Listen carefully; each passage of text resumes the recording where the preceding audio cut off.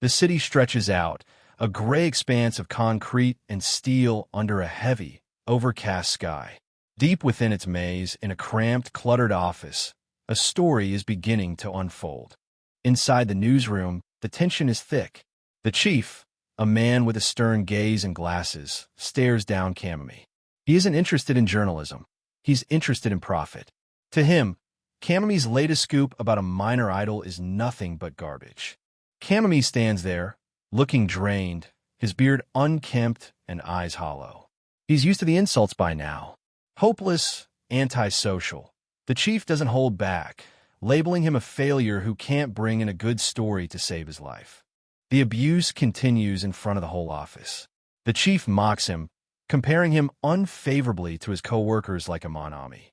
Kamami says nothing, just taking to verbal hits while his colleagues look on, some with pity, others with indifference. A cold smile creeps across the chief's face. It's the look of someone who enjoys having power over others, watching them wither under his thumb. Kamami turns away, the weight of his failing career heavy on his shoulders. Later, Kamami retreats to his sanctuary, a tiny, sparsely furnished apartment. He sits alone on the floor, the silence of the room reflecting the emptiness of his current life. This is the reality of a salaryman who has lost his way. He checks his bank balance, and the numbers are grim. With his contract on the line and his savings dwindling, the chief's threats echo in his mind. Bring me a good story next, or your contract is over. But where will he find one? A sudden knock at the door breaks his train of thought. He opens it just a crack, his expression guarded. Outside stand two people, their presence uninvited and unexpected. They're religious solicitors, an elderly couple with polite smiles that don't quite reach their eyes. They ask him a simple, unsettling question. Have you been smiling lately? It's the last thing a man in his position wants to hear. The couple speaks of happiness and living a life full of smiles, their tone eerily calm. But Kamami isn't in the mood for salvation. He tells them to get lost, his patience wearing thin as they continue their rehearsed pitch. The frustration finally boils over. Kamami shouts at them to leave him alone, his voice echoing in the hallway. He doesn't want their help, and he certainly doesn't want to hear about happiness when his world is falling apart. He rants about how people like them make him feel nauseous, their forced smiles a mockery of his real struggle. He just wants to close the door and be left in his misery. As he tries to slam the door shut, a hand stops him. It's the old woman. She insists he take a pamphlet, her strength surprising for someone her age. Kamami is startled, the situation taking a bizarre and aggressive turn. Get lost, he screams again, trying to pry her fingers off the door. But she won't budge. The polite mask is slipping, revealing something much more persistent and disturbing underneath. He manages to shut the door, but the woman's finger gets caught. He looks down, expecting a scream of pain, but instead, she simply mutters that it was his fault, her voice devoid of any real emotion. A moment of guilt hits him. He didn't mean to hurt her. He opens the door slightly to check on them, but the scene he finds is far from what he expected. They aren't angry or in pain. They are laughing. It's a wide, terrifying laugh. Their faces are contorted, eyes crinkling in a way that feels completely wrong. It's not the sound of joy. It's the sound of something deeply broken. The laughter gets louder, echoing in the small hallway. They look at him with those wide, haunting smiles, their mouths agape in a silent, hysterical roar. Kamami can only stare in horror, frozen by the sheer madness of the moment. They finally stop, handing him the pamphlet again. The woman's fingers are swollen and bruised, but she doesn't seem to feel it. Now, then, have a pamphlet, she says calmly, as if nothing had happened. Kamami takes it, too stunned to resist. They walk away, leaving him with a final, chilling hope. We hope that you'll be able to smile too. Kamami watches them go, the pamphlet clutched in his hand, feeling a deep sense of unease settle in his gut. Back inside, he looks at the paper. Shinzo Society. It looks like a typical cult, promising happiness through smiles. But after what he just witnessed, he knows there's something far more sinister behind that sun-shaped logo. He looks closer at a photo of the group's members. Among the smiling faces, his eyes lock onto one. A name escapes his lips. Megumi. The past he's been trying to bury is suddenly staring him in the face. Kamami reaches for a framed photo on his dresser, his hands trembling. The laughter of the solicitors still rings in his ears as he looks down at the life he used to have. The photo shows a happy family, a man, a woman, and a young girl, all smiling brightly. It's a haunting contrast to the hollow man Kamami has become, a reminder of the life he lost before everything shattered. He traces the child's smile, haunted by the thought that his family might have been victims of the same cult. This story is no longer just about his career, it's personal. Needing to escape the ghosts of his apartment, he heads out into the night. Seeking a moment of respite, Kamami finds himself at a quiet bar. The clink of glasses and the low hum of conversation provide a brief escape from the weight of his thoughts. He takes a long, slow drink, let the liquid dull the edges of his growing anxiety. He's not alone. Across from him sits Yushi, an old friend who looks like he's just finished a long shift. Yushi sighs with relief as he takes his first sip of beer. A beer after work just hits the spot, he mutters, but the casual greeting doesn't mask the underlying seriousness of their meeting. It's been a long time since they last sat down like this. Yushi, known professionally as Wozumi, apologizes for the sudden call, pouring more beer as he explains that he's a busy detective on the path to becoming an elite. Despite his boastful tone, his willingness to meet Kamami suggests that whatever is happening is far from routine. Kamami listens quietly, waiting for the right moment to bring up the reason he's here. The conversation takes a sharp turn when Kamami asks the question that's been burning in his mind. Do you know anything about the Shinzo Society? The name alone is enough to change the atmosphere in the bar. Wozumi pauses, his cigarette halfway to his lips, his expression suddenly unreadable. For a long moment, neither speaks. Wozumi's eyes widen slightly, a flicker of genuine concern or perhaps fear crossing his face. Kamami watches him closely, realizing that his friend knows much more than he's letting on.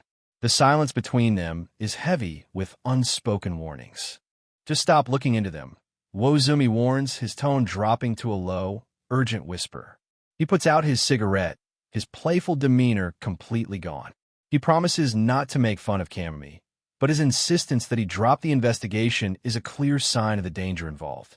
Wozumi tries to deflect, offering to find Kamami another story to write about, anything to keep him away from the Shinzo Society. He looks at his friend with a mixture of pity and frustration, but Kamami remains unmoved. The story isn't what matters to him anymore. I'm not chasing a story, Kamami says, his voice flat and determined. He isn't acting as a journalist anymore. He's a man on a mission. The detective's warnings fall on deaf ears as Kamami stares into the distance, his mind already set on his next move. Kamami gets up to leave, thanking Wozumi for his time. Wozumi's reaction has only confirmed his suspicions. There is something deeply wrong with the society. As he walks away, Wozumi's final warning echoes behind him. You better drop this. Don't investigate the Shinzo Society. But for Kamami, there's no turning back. The scene shifts to a bright, sterile church. Kamami has successfully infiltrated the lion's den. He stands before a high-ranking member, now known only as Mr. Sadakohei. The man in white holds a book, his smile as artificial as the lights reflecting off the stained glass. Let us recite the chant together, he says, beginning the final stage of the initiation. They chant about pure smiles, divine laughter, and the importance of never forgetting to look happy. Kamami repeats the words, his face a mask of compliance, while his inner self recoils from the absurdity and the underlying creepiness of the ritual. The society's obsession with smiling feels more like a threat than a promise. This concludes the initiation ceremony, the man announces. Kamami, as Sadakohei, stands still, his transformation into a member complete. He is surrounded by people who worship happiness as a deity, a perfect cover for someone looking for a missing person. Kamami looks ahead, his expression neutral. He's passed the first test, but the true challenge is just beginning. Every movement, every look has to be calculated. He is no longer the tired journalist. He is Satu Kohei, a man seeking the blessing of smiles. The elder members praise him, noting how his expression has become purer since he first arrived. They tell him how repulsive he looked before, a comment that hits home more than they know. Kamami listens to their wonderful observations, keeping his true feelings buried deep within. "Thank you," he says, bowing low. But internally, he's screaming for them to shut up. He watches their creepy, frozen smiles, his eyes narrowing in silent contempt. The mask is working, but the cost of wearing it is already starting to take a toll. Now it begins, he thinks, his eyes burning with a cold fire. He's managed to infiltrate this cult under a pseudonym, and his mission is clear. Megumi is here somewhere, and he won't stop until he finds her. The White Church stands as a monument to his determination and the secrets it hides. Congratulations. You're now a member of the Shinzo Society.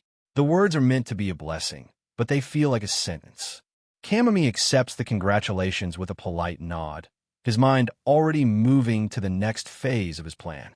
On this occasion, he must be perfect.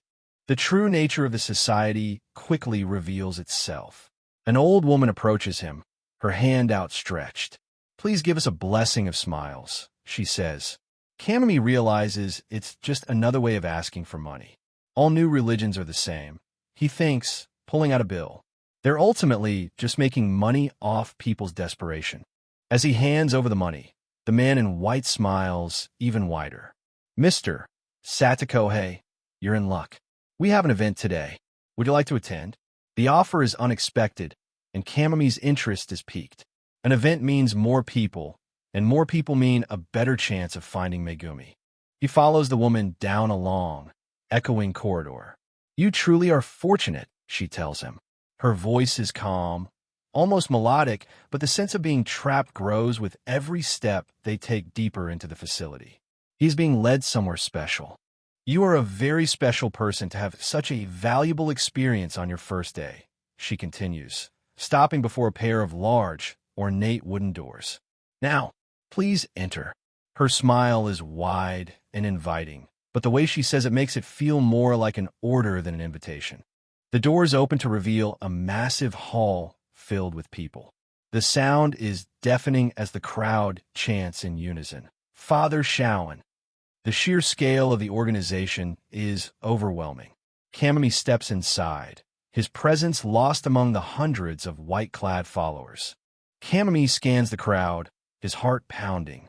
"I didn't think the society was this big," he thinks, a bead of sweat tracing down his face. He's in deep now. The woman tells him that the founder, Lord Shaoan, is about to make his appearance. Amidst the chaos, he has only one thought. "Where's Megumi?" The hall vibrates as the chanting reaches a deafening roar. "Father Shaoan, Father Shaoan." In this ocean of fanatics, Kamami feels smaller than ever, his breath catching as the crowd's collective fervor builds toward the arrival of their singular, terrifying leader. "Shaoan?" Kamami mutters, his eyes scanning the endless sea of frozen, pure smiles. It feels less like a sanctuary and more like a beautifully curated nightmare. He fixes his gaze forward, heart racing, as the man who demands this perfect happiness finally prepares to step into the light. Father Shaoan looms over the congregation, his smile wide and unsettling. He asks the crowd a simple question: "Is everybody smiling?"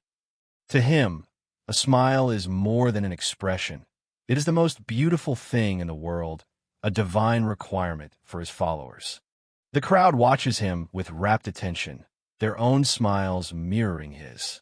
Shaoan acknowledges the new members, those meeting him for the first time, and invites everyone to connect with each other. It sounds like a community of love, but the atmosphere in the hall is anything but peaceful. He raises his arms, commanding the room. "And laugh," he says. It's not a suggestion, it's an order. From his hidden position in the back, Kamami watches with growing dread, his eyes wide as he prepares for what comes next. Suddenly, the hall erupts. Hundreds of people begin to laugh in unison. But isn't the sound of joy? It's a rhythmic, mechanical roar, harsh, forced, and devoid of any real emotion.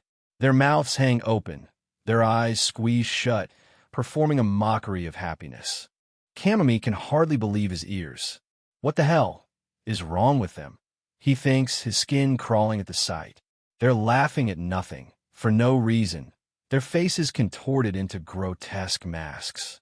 The sheer absurdity of the situation is more terrifying than any threat. The laughter continues, a wave of artificial sound that fills the entire building.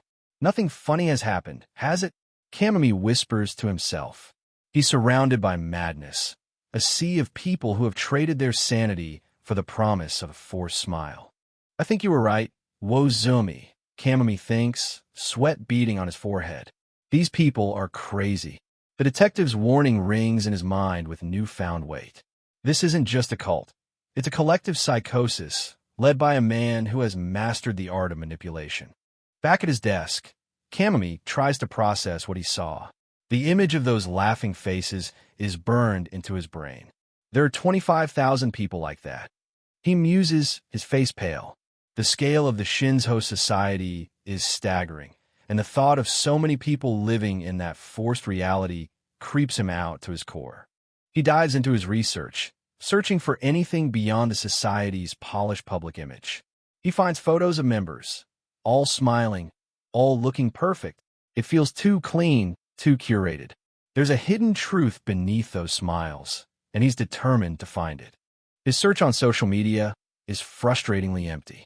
While other cults have forum posts and whistleblowers, the only hits for the Shinzo Society lead back to their own official site.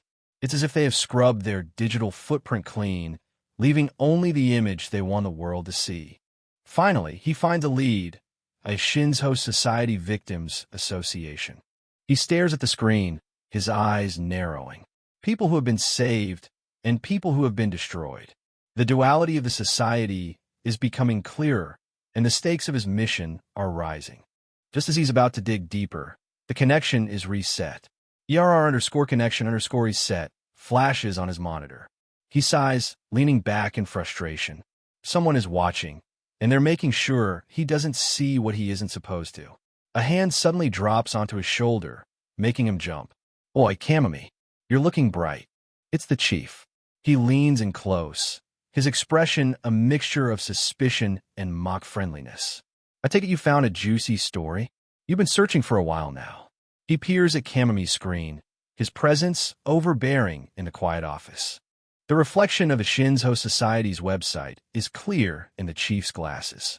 Kamami tries to play it cool, telling him the search isn't about his official story and that he has other ideas in mind. But the chief isn't easily fooled. The air between them is thick with unspoken tension. Stop, the chief says, his voice flat and commanding. He doesn't need to elaborate. The warning is clear.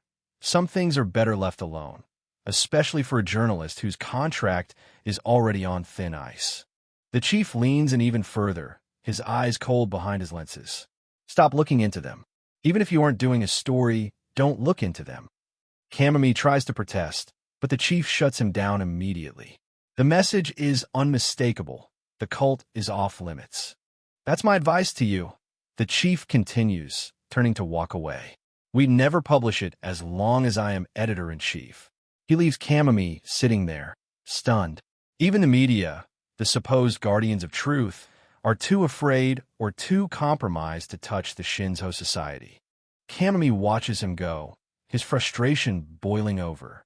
A co-worker asks the chief to look at another story, and the chief ignores him, focused on his own path. Kamami is left alone with his thoughts, the chief's warning still ringing in his ears. The hell was that? He mutters. He looks out over the sprawling city of Tokyo, a concrete jungle hiding thousands of secrets. The chief thinks he can scare him off, but he's wrong. There's no way I'm letting this go, Kamami thinks, his resolve hardening. The more they try to hide it, the more he knows he has to find the truth. He returns to the society's teachings, focused on the mechanics of their happiness. They instruct their members on how to force a smile, pulling the corners of their mouths and eyes until it looks correct. It's a manual for faking reality, a step-by-step guide to losing one's soul. An instructor stands before a group of followers, demonstrating the perfect expression. That is how you will begin your life of happiness, she tells them. Always maintain this smile. The members listen, their own faces strained as they try to mimic her artificial bliss. Yes, the crowd shouts, their collective voice filled with a desperate kind of hope. Kamami, back in his undercover role as Satu, mirrors their movements, but his eyes remain sharp, observing the people around him. He needs to understand why they are here, what they are running from. As they move through the ornate building, members share their stories.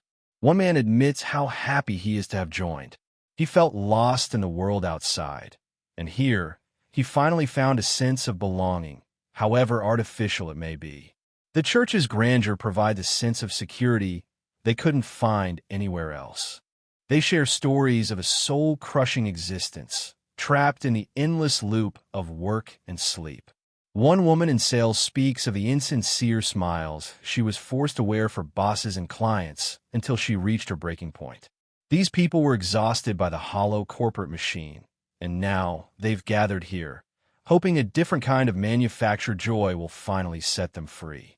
A man confesses to feeling dead inside, a sentiment that resonates with Kamami more than he cares to admit.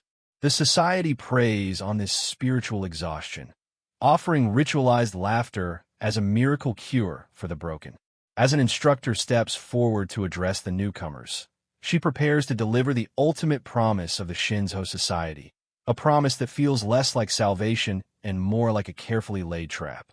Suzumura Yuka, an instructor for the Shinzo Society, smiles gently at Kamami.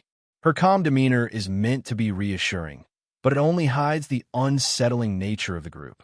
Please rest assured, she tells him, surrounded by other members who all wear the same frozen, happy expression.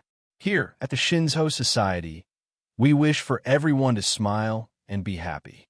She leans in, her smile becoming more intense. Now break those chains of suffering and let us laugh together. To her, life outside the society is nothing but misery, and the only cure is the forced joy they practice here. It's a message she has repeated thousands of times, and the members around her are ready to perform. The room erupts into that mechanical, soul-crushing laughter again. Kamami, as Satu, stands among them, his own face a mask of compliance. But internally, he is repulsed. He watches the others with cold, observant eyes, noting how their devotion has turned into a grotesque parody of human emotion. I think you were right, Wozumi, he thinks. These people are crazy. Come on, Mr. Satu. Join us, Suzumura urges, her arms wide in an inviting gesture. She is the perfect face for the cult, kind, persistent, and utterly devoted to the Father. Kamami knows he has to play the part if he wants to get closer to the truth. Shit, alali. Kamami stammers, forcing himself to join in. The sound of his own laughter feels like poison in his throat. This is disgusting, he thinks, his skin crawling as he mirrors the empty expressions of those around him. Every ha-ha-ha is a lie, a necessary evil to keep his cover. As he laughs, his mind is elsewhere. Is Megumi really in a place like this? The thought of his target trapped in this madness drives him to keep going. He forces his eyes to crinkle and his mouth to stay wide, all while his heart hammers against his ribs in a mixture of anger and dread. The session ends, and the artificial joy lingers in the air. Thank you very much, everyone, Suzumura says, her tone warm. That really warmed my heart. She turns to Kamami, her eyes searching. By the way, Mr. Satu. Kamami tenses, wondering if his mask has finally slipped. Suzumura and another member lean in, their smiles as wide as ever. Why did you join the Shinzo Society? She asks. It's a test. Kamami fumbles for a moment, his mind racing. Evil. He needs a story that fits the desperate profile of a new member. He pulls out the flyer he's been carrying, pointing to a woman in the group photo. I saw a flyer and thought that this lady's smile was wonderful. He puts on his best desperate man seeking happiness act. I just need to meet her. He's hoping to get a lead on Megumi without being too obvious. I'd love to meet her, to find any small clue, I guess. He trails off, looking down. Suzumura Yuka watches him, her expression shifting slightly. The mask of Father Shaolin looms in the background, a silent observer to this exchange. Kamami can feel her evaluating him, deciding whether he's a true seeker or a threat. That person isn't at this branch, Suzumura tells him, her smile returning. But then she offers a glimmer of hope. If you attain more virtues, you may be able to go to the main branch. It's a classic carrot-and-stick tactic, used to keep members working for the organization's goals. For Kamami, it's the confirmation he needed. She knows where Megumi is. She knows something, Kamami thinks, his eyes following her as she tells the others it's time for scripture reading. That look she gave him just now, it was a confirmation. He has to stay in her good graces if he wants to move up the hierarchy and find the main branch. Please return to your seats, she commands, her voice as sweet and empty as before. Kamami's resolve hardens. I'll make her spill everything she knows about Megumi, no matter what it takes. He's done being the passive observer. He's going to use this organization's own structure against it, crawling through the mud of their virtues until he finds what he's looking for. While Kamami is deep undercover, the situation back at the office is deteriorating. Late at night, the office is dark, save for a few glowing monitors. The silence is broken by a sudden outburst of rage. The chief has discovered what Kamami has been up to. Fuck, the chief screams, slamming his hand onto the desk. He stares at Kamami's workstation, his face twisted in fear and anger. That fucking Kamami. Why did he have to do his research using the company's computer? He knows that if the cult finds out, the entire office could be in danger. To the chief, Kamami isn't just a nuisance anymore. He's a liability. The chief's panic is palpable. He stares at the screen, sweat beading on his forehead. What did he do? He mutters, his voice trembling. He knows how the Shinzo society operates. They don't just go after their enemies. They erase them. Not going to end up like that person, he thinks, a chilling reminder of someone who has already been erased. He tries to calm himself down, rubbing his forehead. Fuck, must have been imagining things. I'm getting jumpy. But then he looks down. In the shadows of the office doorway, he sees a pair of feet. Someone is standing there, silent and still. The chief freezes, his heart stopping. He isn't alone. Kamami has shifted his tactics. If Suzumura Yuka is the key, he needs to know everything about her. He begins a surveillance operation, tracking her every move. At 7 a.m., she arrives at the church and begins cleaning the grounds. At 9 a.m., she leads the Riso worship. Every part of her day is a performance of devotion. The tracking continues throughout the afternoon. 12 p.m., another round of Riso. 4 p.m., scripture recitation. Her life is a rigid cycle of cult activities, leaving no room for anything else. Finally, at 7 p.m., she leaves the facility and returns to her home in Shinagawa. Kamami watches her through his binoculars, a silent predator waiting for an opening. He pins her photos to his wall, smiling while she recites, smiling while she cleans. Suzumura Yuka. What is her weakness? He asks himself. Everyone has a crack in their armor, even a fanatic like her. He needs to find it, something he can use to trade for information on Megumi. Time is running out, and he knows it.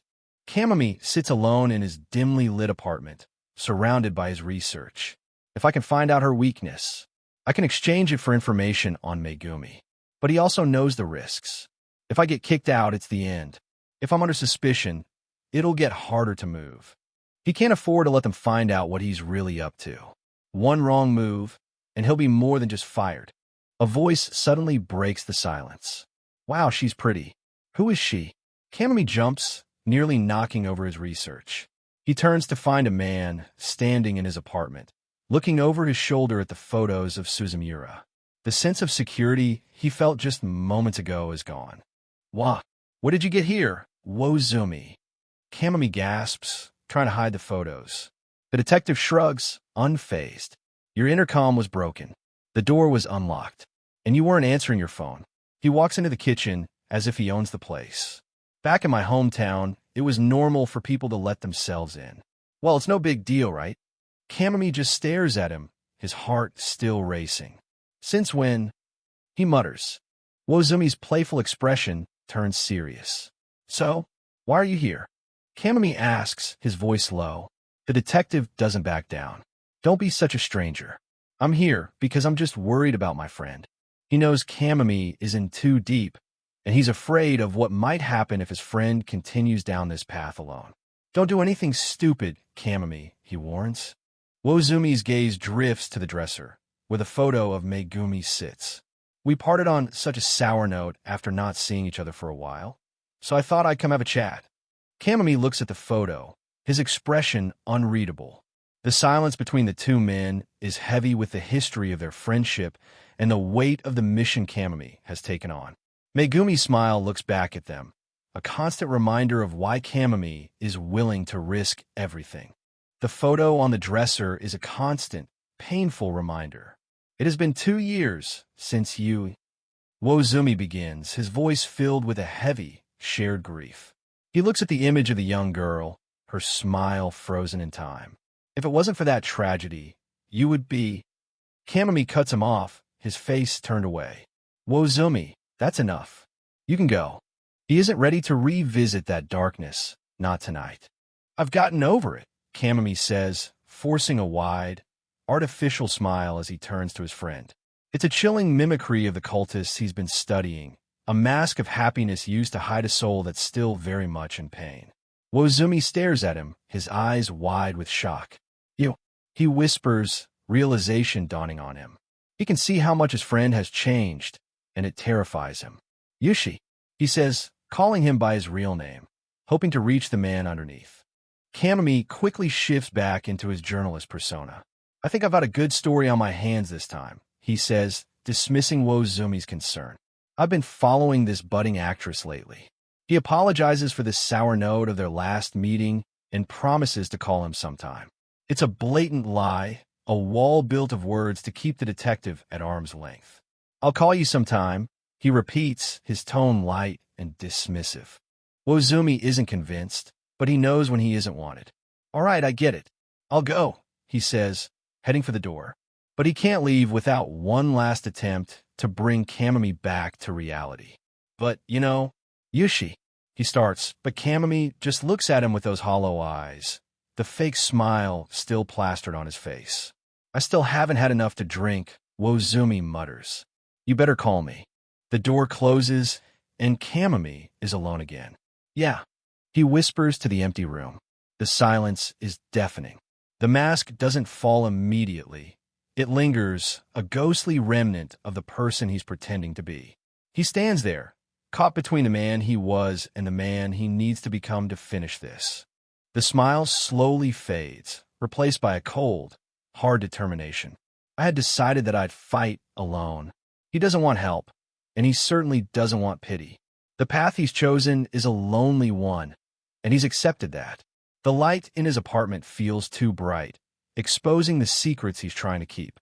Wozumi walks down the hallway, lighting a cigarette to steady his nerves. This disgusting smile is pretty useful, Kamami thinks as he watches him go. He feels a twisted kind of satisfaction in his ability to deceive even his oldest friend. Sheesh. Yushi, you son of a bitch. Wozumi mutters through the smoke, his heart heavy with the weight of what he just saw. He knows his friend is lying, and he knows how dangerous that lie is. Wozumi pauses in the hallway, looking down at his feet. You suck at lying, he thinks. He knows Kamami hasn't gotten over anything. If anything, he's drowning in it. The detective pulls out a paper, his expression grim. He knows the truth about the Shinzo Society, the truth that Kamami is only beginning to uncover. Do you know how many people involved with the Shinzo Society have disappeared? Wozumi's question hangs in the air, a chilling warning of the cult's true nature. They are a circle of predators, surrounding their prey with smiles and happiness until they simply vanish. The imagery of the members in their white uniforms, chanting around a central altar, is a nightmare realized. This is the belly of the beast. Despite the warning, Kamami returns to the society. He stands before Suzumura Yuka, posing his question with a carefully practiced curiosity. How do you gain virtue? He knows that moving up the ranks is the only way to find the main branch and, hopefully, Megumi. The ornate hall around them feels like a gilded cage. Suzumura Yuka's smile is as wide and empty as ever. If you attain more virtues, you may be able to go to the main branch, she tells him, repeating the promise she made before. Kamami presses her, asking what she meant by her earlier comment. Her mouth opens into a wider, more grotesque laugh. Whatever do you mean? She asks, the artificial joy in her voice making his skin crawl. Igriegajis. I was wondering about what you said before. He plays the part of the confused, eager student, but his mind is racing. It's all written in our scripture, she says, holding the book close to her chest. She begins to recite their code. I shall always have a pure smile. As I smile, I shall always value the importance of laughter. I shall laugh out loud, and never forget to have a divine smile. The other members repeat the words, their faces contorted into those same mechanical masks. It's a mantra for the soul dead, a religion built on faking life. I pledge my love to the Shinzo Society. The words are carved into the air, a final, binding promise. Suzumura leans in close to Kamami, her eyes unblinking. You only need to adhere to those words, she tells him. Her voice is calm, but the way she says it makes it feel like a threat. Everything about this place is a carefully constructed lie. Kamami bows, thanking her for the guidance. Thank you very much, he says, but internally, his cynicism is boiling over. Shit, there it is again. Just show love and you'll gain virtues? There's no way that's true. He watches the other members, realizing that no matter who he asks, he gets the same rehearsed, empty answer. He's starting to see through their facade to the cold reality underneath. It must be money, he realizes, watching the members drop bills into an offering tray. The smiles on the faces above the money are even wider. Most cults allow you to buy your way to the top. He looks at his own hands, frustrated. A few thousand in a month isn't enough. So how much do I need? The virtue they preach is just a euphemism for cash. It's a business transaction masquerading as spiritual growth.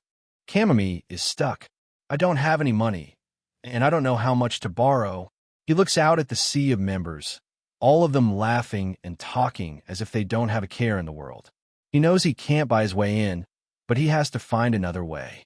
Is there another way? He wonders, his mind searching for a weakness he can exploit. He's surrounded by people who have given everything for this fake happiness, and he's the only one who sees the price they've paid. The scene shifts to the bustling streets of the city. Kamami is out of the church, but the mission hasn't stopped. He's among the crowds, a shadow in the neon glow of the nightlife. The air is thick with the scent of exhaust and food, a sharp contrast to the sterile, bright world of the Shinzo Society. This is the world he's fighting to protect, or perhaps the world he's trying to escape. Kamami continues his tailing of Suzumura Yuka. So far, I don't sense a man in her life. She lives alone. He's looking for anything that could be a chink in her armor. He watches her move through the city, her demeanor unchanged from when she was inside the church. She's always on, always performing. Looks like I'll have no choice but to dig up Suzumura's weaknesses. Suddenly, his phone rings, vibrating in his pocket. Guh, he grunts, startled. Re-eyeing. The sound is deafening in the quiet street. Crap, I forgot to put my other mobile on silent, Kamami thinks, frantically pulling out his phone. He has two mobiles, one for his cult persona and one for his real life. I'm still not used to having two phones. He had made sure the cult phone was silent, but the other one is blowing his cover. He looks around, his heart pounding, hoping he hasn't been noticed. The city around him is a blur of movement and sound. Fuck, I lost her, he mutters, scanning the crowd. Suzumura has vanished into the sea of people. The phone continues to vibrate in his hand, an unknown number flashing on the screen. TCH. He's frustrated and on edge. Annoying shit, whose number is this? He answers the call, but before he can even speak, the world around him seems to stop. Mr. Sato. The voice comes from right behind him, cold and clear. Kamami freezes, his eyes wide with shock. He slowly turns around, the phone still pressed to his ear. Standing there, her smile as perfect and terrifying as ever, is Suzumura Yuka. She caught him. "What are you doing here?" she asks, her eyes boring into his. The hunter has become the hunted, and Kamami's investigation has just hit a deadly wall. Chapter 1 ends on a razor's edge. Kamami Yushi is walking through the crowded city streets, his mind racing. He was sure he was the one doing the tailing, yet a chilling realization hits him. When did Suzumura Yuka notice him? Even worse, he never registered this specific work phone with the Shinzo Society, yet she knew exactly how to reach him. "Mr. Satu." The voice comes from right behind him, cold and unexpected. Kamami Yushi freezes as Suzumura Yuka appears with that same unsettling, permanent smile.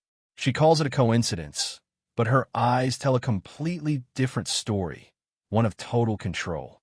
Before he can even react, she reaches out and takes his hands in hers. It's a gesture that's supposed to be warm, but feels like a trap. Her smile widens as she asks if he has business with her, her tone dripping with a fake, suffocating kindness.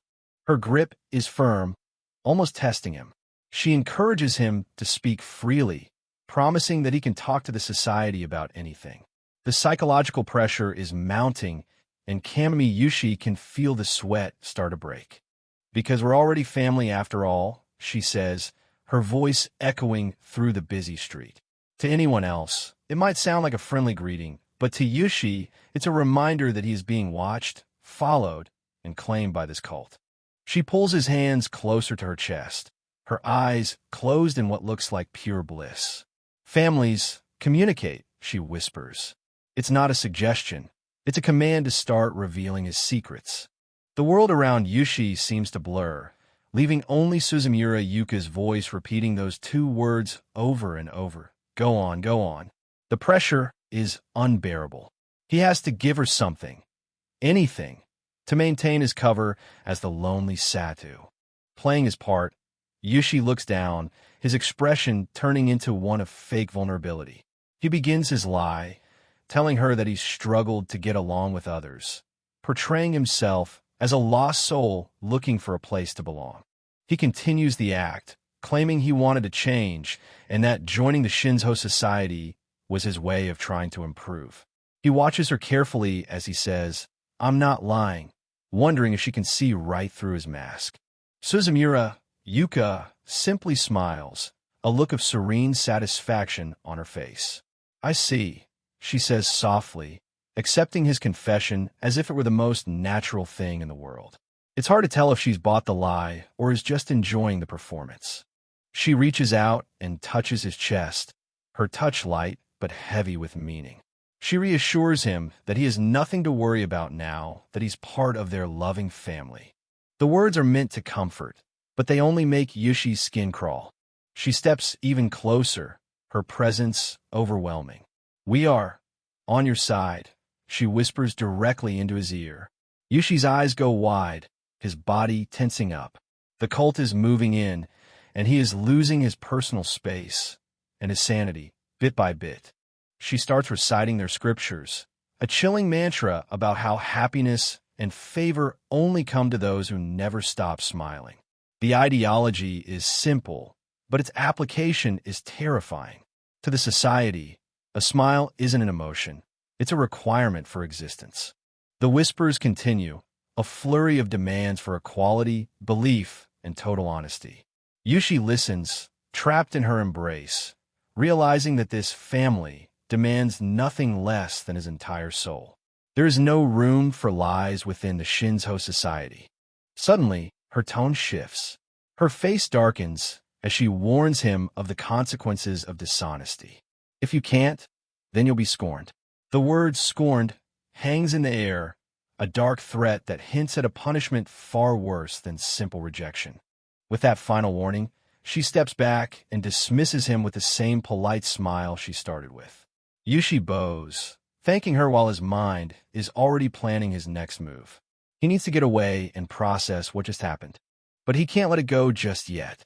He stops her, asking the one question that's been burning in his mind. How did she know his work phone number? It was a number he kept hidden, a lifeline to his real life as a journalist. Yushi looks down at his phone, his anxiety visible. He knows he never registered it, but his question is met only with laughter. Suzumura Yuka's voice turns cold as she asks, "Isn't it obvious?" As if his secrets were always on display. The terrifying truth settles in. The Shinzo Society knows everything. Everywhere he looks, he sees the same vacant, smiling faces of the members. They are everywhere, a silent army watching his every move, ensuring there's nowhere to hide. Exhausted and shaken, Yushi tries to brush it off as simple fatigue. He tells himself he just needs to go his own way. But as he walks away, he can't shake the feeling that he's already been swallowed whole by the very monster he's trying to investigate. A week has passed since that encounter, and Kamami Yushi is no closer to the truth. His undercover work as a cult member is draining him, and the progress is frustratingly slow. He's still just a freelancer trying to find a needle in a very dangerous haystack. The financial strain is starting to show. Between his odd jobs and the monthly dues he has to pay the cult, he's nearly broke. But he can't stop, not when Megumi is still out there. If he doesn't find a lead soon, his entire mission will collapse before it even begins. Back at his office, the atmosphere is electric. Everyone is in a frenzy, shouting orders and rushing to verify a new lead. Yushi walks into a chaotic scene where the only goal is to be the first to print a story that's clearly huge. In the middle of the sudden office frenzy, a grim headline catches Yushi's eye. 3 corpses have been discovered. The news hits him with a heavy sense of foreboding, a dark development that might just be the link he's been searching for. He checks in with his colleague, Imanami, who looks just as drained by the unfolding tragedy. They received the tip only 30 minutes ago, and as the horrifying reality begins to sink in, Yushi knows his stagnant investigation is about to take a turn into something truly nightmare-inducing. Kamami Yushi stares at the news, a chill running down his spine. The details of the discovery are grim, and those corpses, they really creep him out. It's the kind of horror that stays with you long after the screen goes dark. The victims were found in a state that can only be described as a nightmare.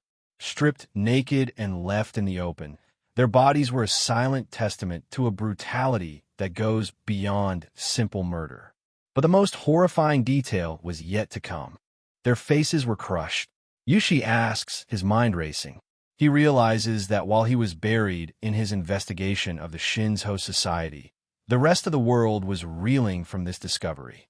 Everyone in the office is talking about it. 3 men, stripped and unrecognizable. Suddenly, the familiar vibration of his phone cuts through his thoughts.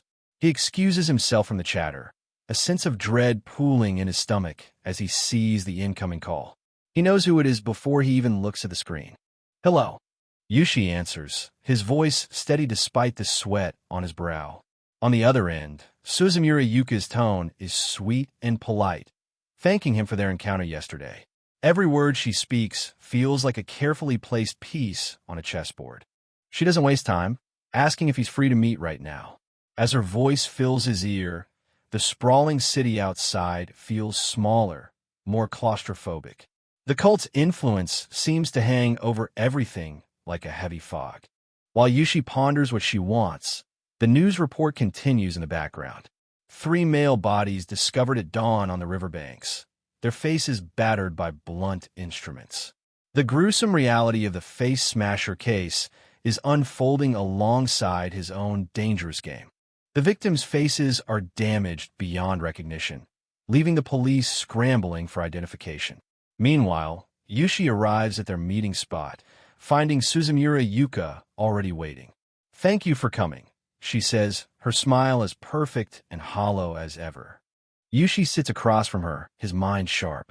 Did she figure something out? He wonders, searching her expression for any sign of a trap.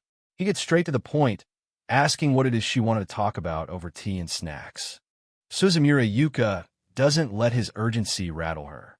She stirs her tea with a calm, practiced grace, laughing softly as she tells him there's no need to rush.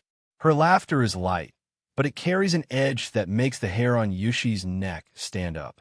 She tells him she's been wanting a nice long chat ever since they met the other day. Yushi agrees, playing the part of the willing follower, but inside he's a coiled spring, waiting for the first sign of strike. Well then, Mr. Sato, she begins, her smile widening. The blow comes out of nowhere. Do you know Madame Kamimi Megumi? She asks. The name of his missing wife hits Yushi like a physical impact, threatening to shatter his Sato persona in a single heartbeat. Yushi's blood runs cold. He never expected her to be the one to bring up Megumi first. He has to stay calm. He has to keep the mask on, but the shock is visible for just a fraction of a second that might be all she needs. Ms. Kamimi, was it? Yushi responds, playing dumb with every ounce of his acting ability. He tells her it's the first time he's heard that name, but his internal voice is screaming. He knows he needs to be cautious. If she knows about Megumi, she knows who he really is. She asks if that's true, her eyes narrowing slightly as she reaches across the table. Her hand moves with a predator's grace, and before Yushi can pull away, she's taking his hand in hers, a gesture of intimacy that feels like an interrogation. Yushi remains motionless, his gaze fixed on her. He knows what she's doing, checking his pulse, looking for the telltale flutter of a lie. It's a psychological battle disguised as a friendly conversation, and the stakes couldn't be higher. Trying to regain control, Yushi mentions an article he read about how a person's heart rate supposedly decreases when they lie. It's a bold move, calling her out on the very thing she's trying to do to him. He watches her, waiting for a reaction. So, am I lying to you? He asks, his voice low and challenging. He's leaning into the confrontation, using her own tactics against her. Suzumura Yuka's hand remains firmly on his, a silent anchor in their sea of suspicion. A chilling chuckle escapes her lips. She doesn't answer his question, instead letting her laughter fill the space between them. It's a sound that offers no comfort, only the cold certainty that she is playing a game he doesn't fully understand yet. Around them, the life of the cafe goes on, oblivious to the high-stakes interrogation happening at this table. Yushi's skin is slick with sweat as he repeats his plea for trust, his mind screaming at him to find a way out of this trap. How can you not trust me? When we're family, she asks, her words a perfect echo of the cult's manipulation. Every syllable feels like a poison. Yushi's internal response is a roar of pure hatred. You make me sick. She sits there, bathed in the light, the picture of serene, cultish devotion. To her, this is a moment of bonding. To Yushi, it's a test of his endurance, a battle to keep his true self from screaming out in disgust at the monster sitting across from him. She tells him that if they don't trust each other, they don't have to laugh together.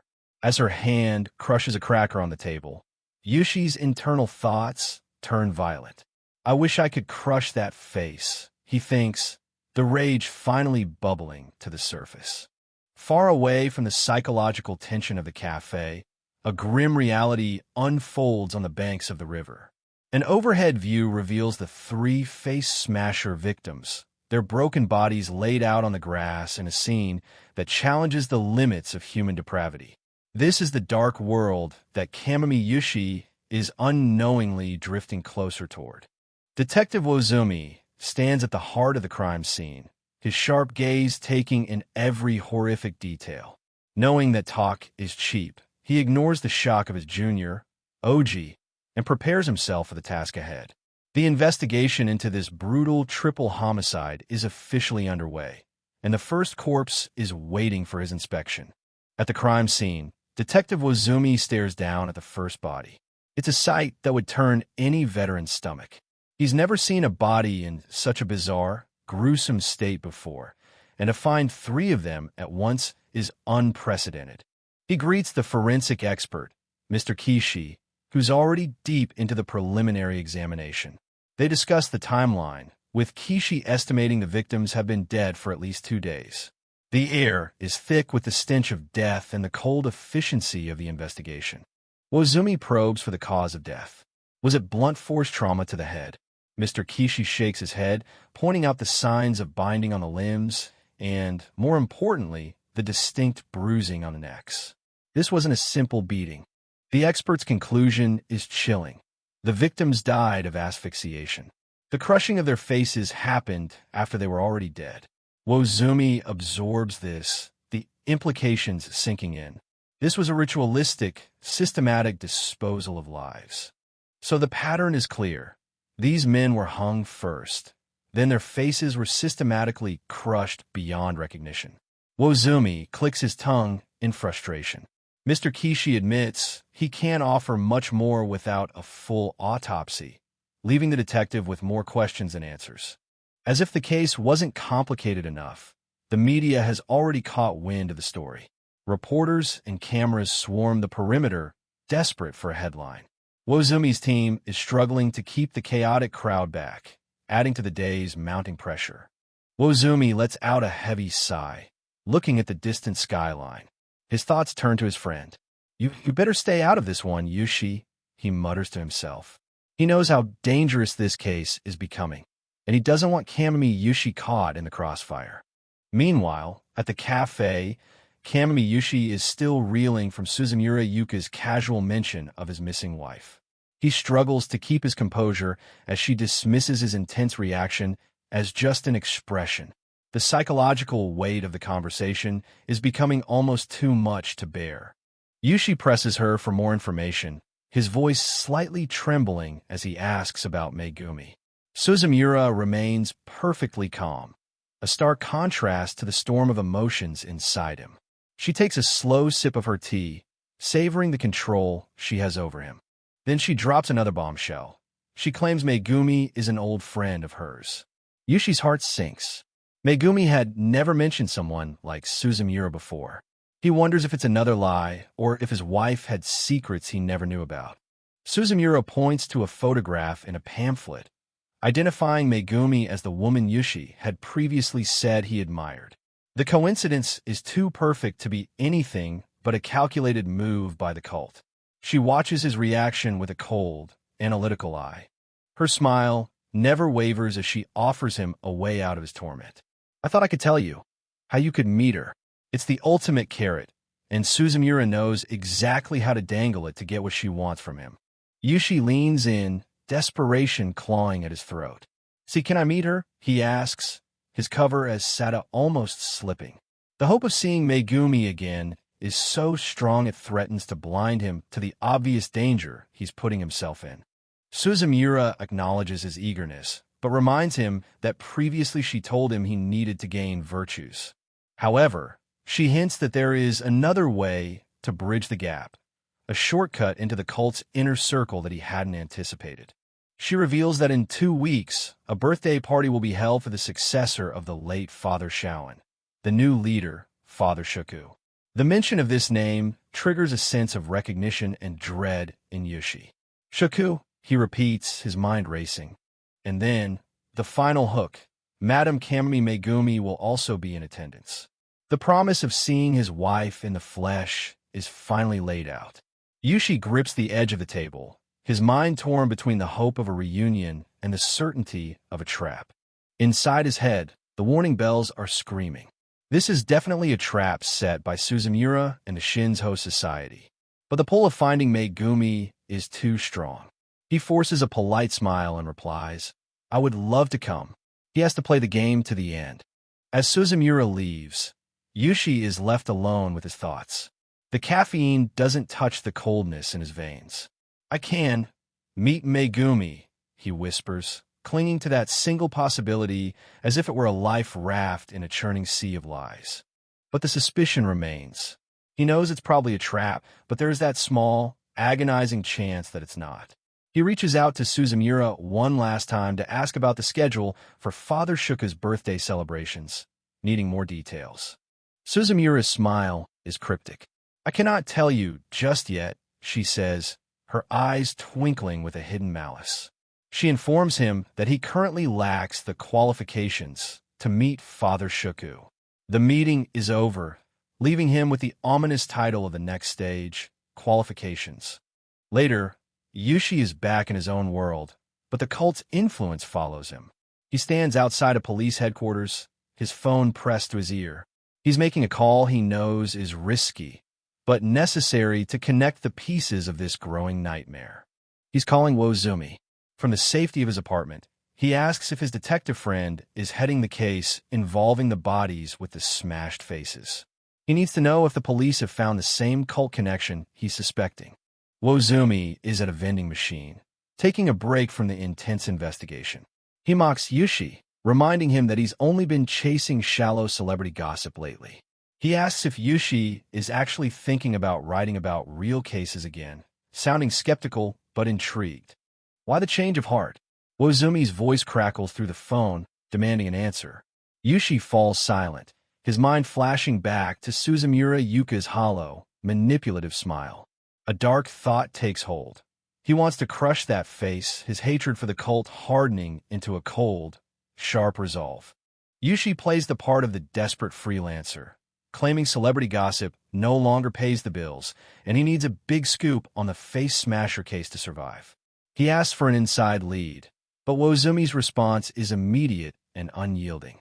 It's a firm no, a wall of professional silence that Yushi didn't expect to hit so soon.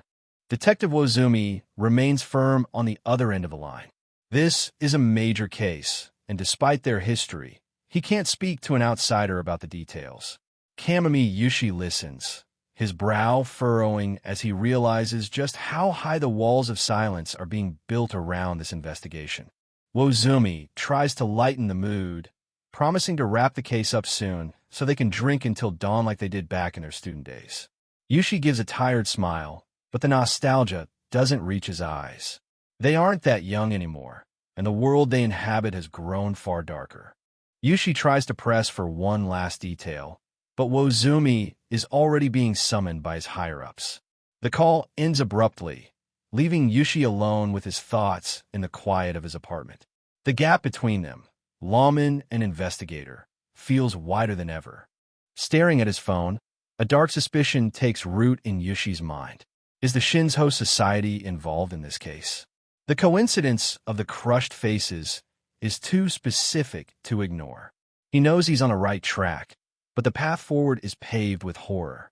Back at the station, the atmosphere is grim as the autopsy results are finally delivered to Wozumi. The forensic expert confirms his darkest fears. Every detail of the medical report is a testament to the calculated cruelty of the killer. The horror is beyond anything they expected. After the victims were asphyxiated, the skin was systematically peeled off their faces. It wasn't just murder. It was an act of complete desecration, stripping away the very identity of the victims before they were even gone. And as a final, brutal insult, their faces were crushed into unrecognizable masks of bone and blood. Wozumi takes a long drag from his cigarette, the smoke curling around his disgusted expression. He's seen a lot, but this level of depravity is something else entirely. I just don't get them. Wozumi mutters, stubbing out his cigarette. He can't fathom the mindset required to commit such atrocities. The killers aren't just criminals. They're something alien to human morality, operating on a level of madness that defies logic. In stark contrast to the darkness of the morgue, the Shinzo Society members stand in perfect, sun-drenched lines, holding hands and wearing identical smiles. It's an image of unity that feels deeply wrong, a facade of peace hiding a hollow core. Suzumura Yuka stands on the balcony, her voice carrying over the crowd like a sweet poison. She announces the upcoming birthday celebration for Father Shuku, a reward for the faithful. But there's a catch. Only those with the right qualifications will be allowed to witness the event. The propaganda is everywhere, depicting Father Shuku as a literal sun bringing light and eternal happiness to the people. To the cult, he is a deity. To everyone else, he's a shadow growing over the city. The message is simple.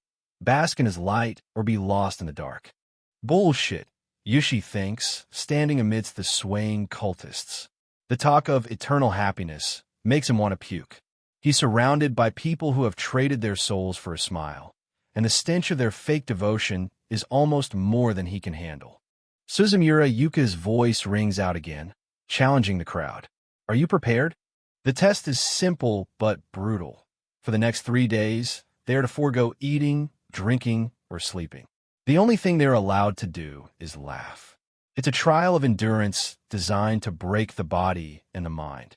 The sanctuary erupts into a cacophony of forced, hysterical laughter.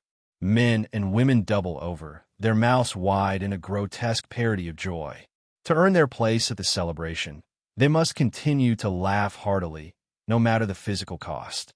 Mouths open wide, teeth bare, the sound is deafening. There is no joy in this laughter, only a desperate, frantic need to obey.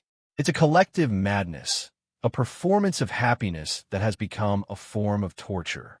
Yushi joins in, his voice rasping as he forces himself to laugh along. "I will make it through," he repeats to himself like a mantra. Every painful breath, every hysterical ha-ha is for Megumi. He'll endure any humiliation, any agony, just for the chance to see her again. Time begins to blur. His throat is parched, his vision swimming from lack of sleep. The laughter around him fades into a dull roar, and all he can feel is a growing, nauseating sickness. He's losing track of how long it's been, his mind spiraling into a dark, empty void. His face is a mask of exhaustion, his eyes wide and vacant as he continues to laugh. The ritual has stripped away his dignity, leaving only the raw, physical exertion of a laugh. He's reaching his limit, his body beginning to fail him in the face of this relentless psychological assault. The camera lingers on his open mouth, a silent scream of agony disguised as a laugh. This is the happiness the cult promises, a total surrender of the self, until there's nothing left but the mechanical motion of a smile. The laughter finally stops, replaced by the synchronized clapping of the survivors. It's a rhythmic, robotic sound that fills the hall. Yushi stands among them, his hands moving on autopilot, his spirit nearly broken by the 3-day ordeal. He looks up, his eyes bloodshot and dazed, as the figure of Father Shuku is invoked. The silhouette looms over the congregation, a symbol of the power that has just put them through hell.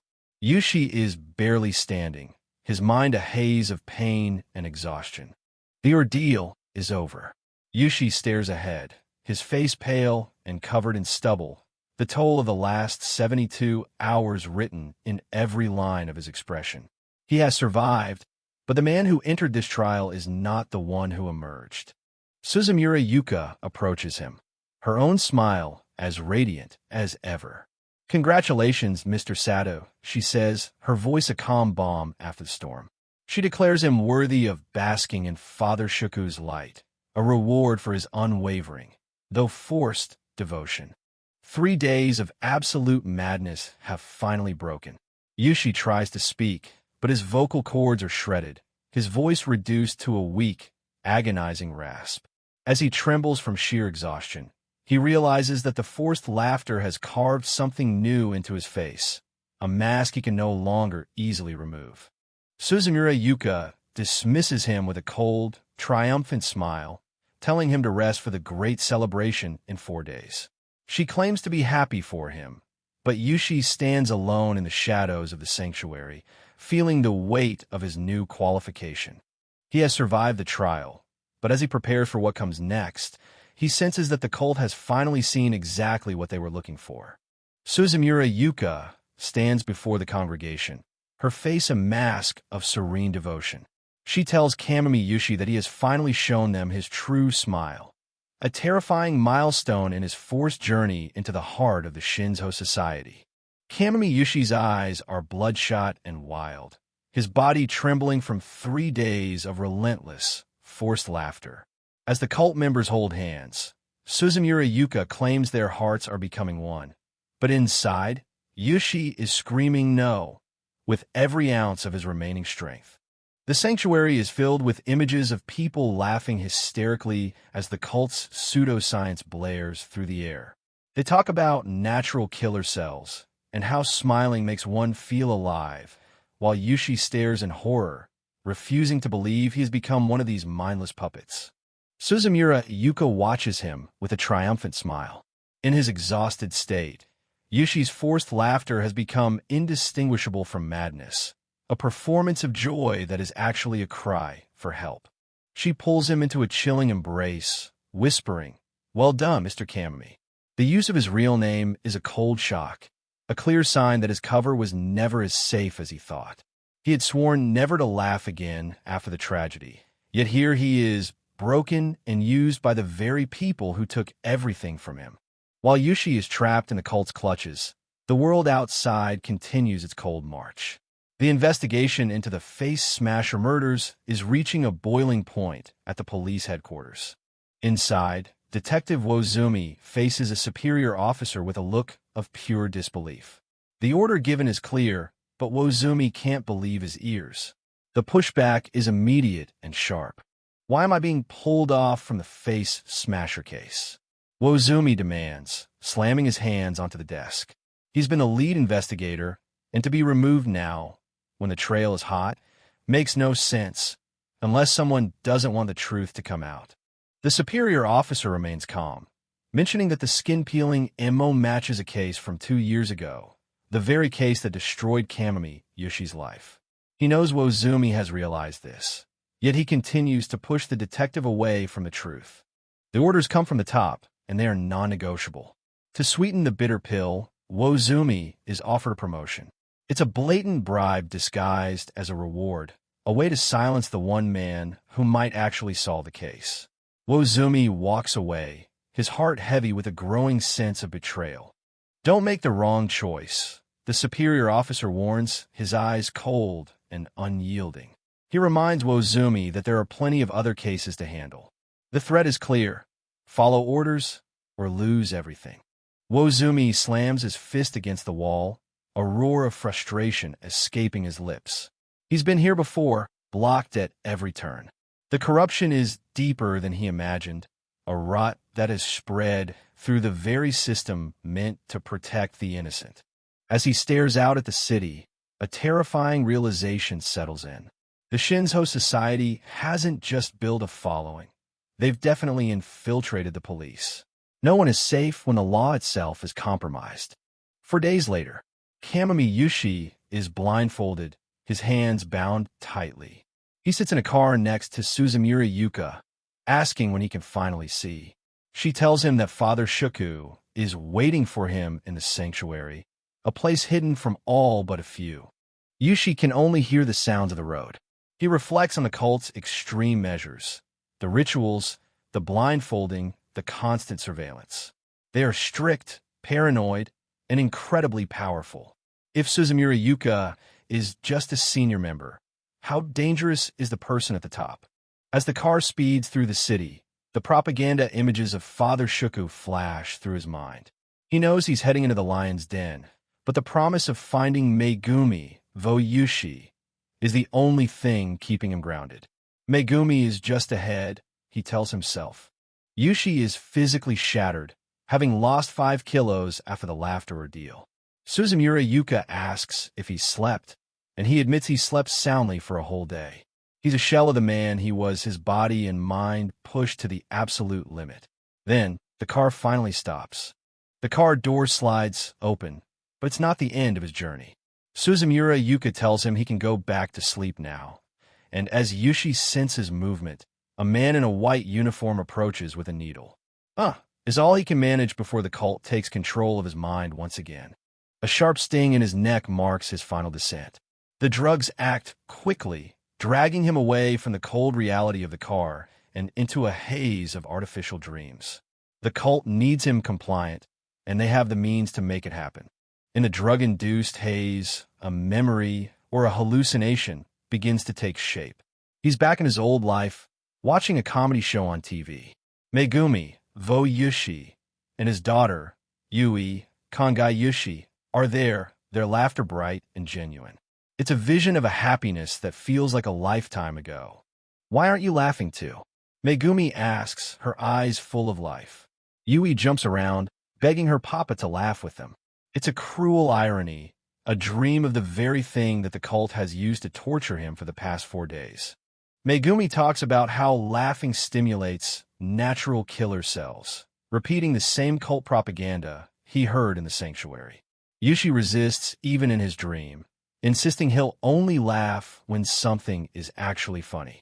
The boundaries between his past and his current nightmare are beginning to blur. Little Yui tickles him, forcing a genuine laugh from his lips. For a moment, he is just a father again, sharing a simple moment of joy with his family. Megumi smiles, her voice soft as she says, "See, you laughed." It's the last piece of his heart being twisted by the drugs. The drug-induced dream of his family dissolves into a cold, dark void. Megumi's voice is the last thing to fade, a haunting echo of the life he once knew before the chemical fog takes full control. When Yushi's eyes finally flutter open, they are glassy and vacant, no longer reflecting the man he was, only the hollow trance of a new recruit. The silence is shattered by a rhythmic, suffocating drone as Yushi finds himself in a dimly lit hall. He is surrounded by figures wearing grotesque, smiling masks, all chanting in a terrifying unison, "Praise Father Shuku." He is no longer a journalist or a father. He is a captive of the light, ready to be led into the cult's most sacred and dangerous sanctuary. Kamami Yushi is brought into the sanctuary, the air thick with the rhythmic drone of the cult members' chants. Through the eye holes of his grotesque mask, he sees a silhouette sitting at the end of the hall, the object of their devotion, Father Shuku. The words "Praise Father Shuku" seem to hang in the air, a constant, suffocating reminder of where he is. As he gets closer, the true nature of Father Shuku is revealed. Sitting on a high throne and dressed like a grim priest, the leader wears a mask that is even more disturbing than those of his followers. He sits in total silence, a terrifying presence that commands the absolute obedience of everyone in the room. Behind his own mask, Kamami Yushi's mind is racing with confusion and horror. What the hell is he? He wonders, staring at the silent figure before him.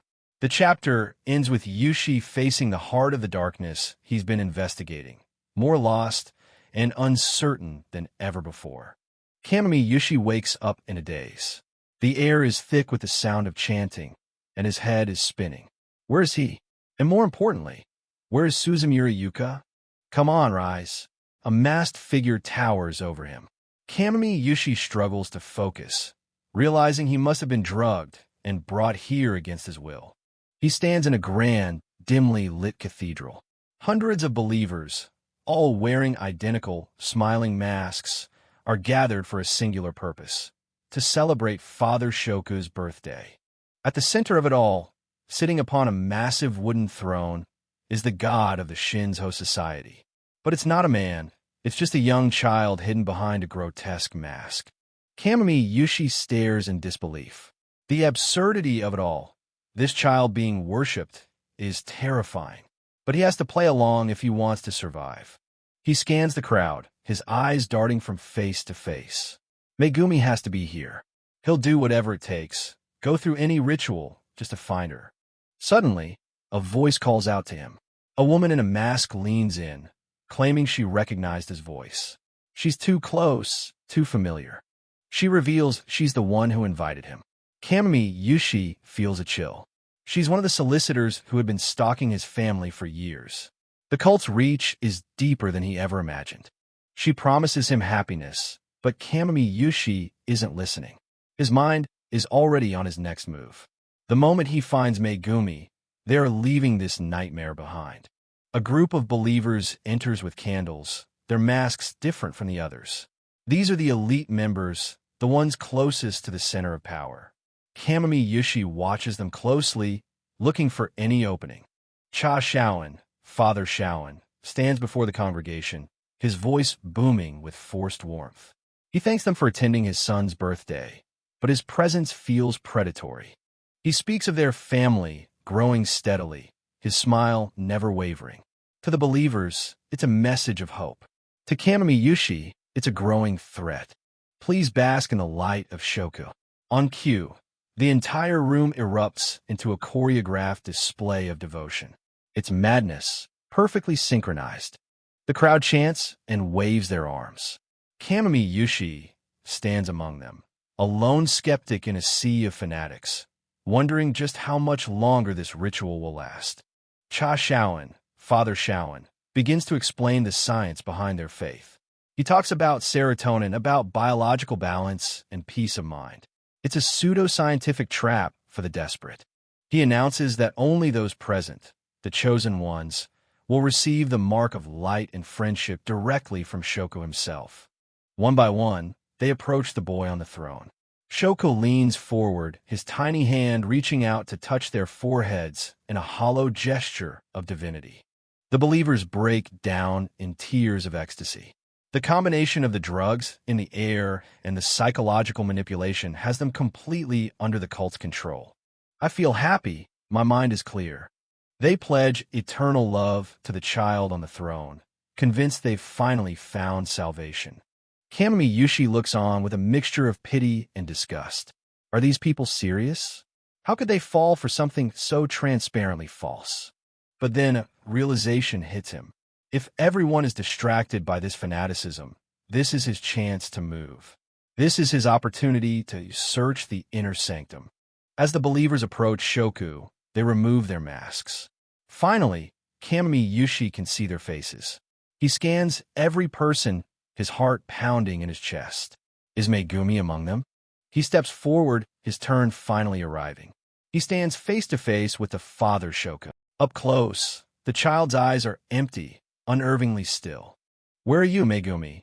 He whispers, his eyes searching frantically. He's at the very heart of the sanctuary, but the person he came to save is still nowhere to be seen. The atmosphere shifts as the crowd thins out, leaving him exposed.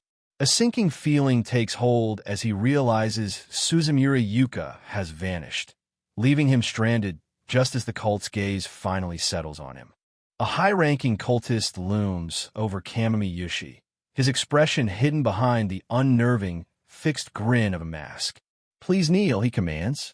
Kamami Yushi complies, stuttering an apology as the weight of the cult's authority bears down on him. The instruction is specific and invasive. Please bend your upper body at a 45-degree angle and present your forehead. Small, cold hands reach out, framing Kamami Yushi's face as he is forced into position for the blessing from Shoku. A face fills his vision, grotesquely large and uncomfortably close. It's nice to finally meet you, a voice whispers, dripping with a false, oily warmth that makes Kamami Yushi's skin crawl. In the blinding, clinical white light of the cathedral, the cultist's features seem to distort. A hand reaches out, bridging the gap between them as Kamami Yushi's pupils constrict in the glare. Friendship with light. The ritual is a forced intimacy, a sensory assault designed to break down the boundaries of the self and replace them with the collective will of the Shinzo society. The chanting rises in volume. Father Shoku is the light itself that brings light to the people. Kamami Yushi echoes the word light under his breath, his mind reeling from the suffocating pressure of the ceremony. The ritual for him ends as abruptly as it began. It is the next person's turn, a cultist says, his voice devoid of emotion. Please bow and return to your seat. Kamami Yushi moves away, his limbs feeling heavy and disconnected.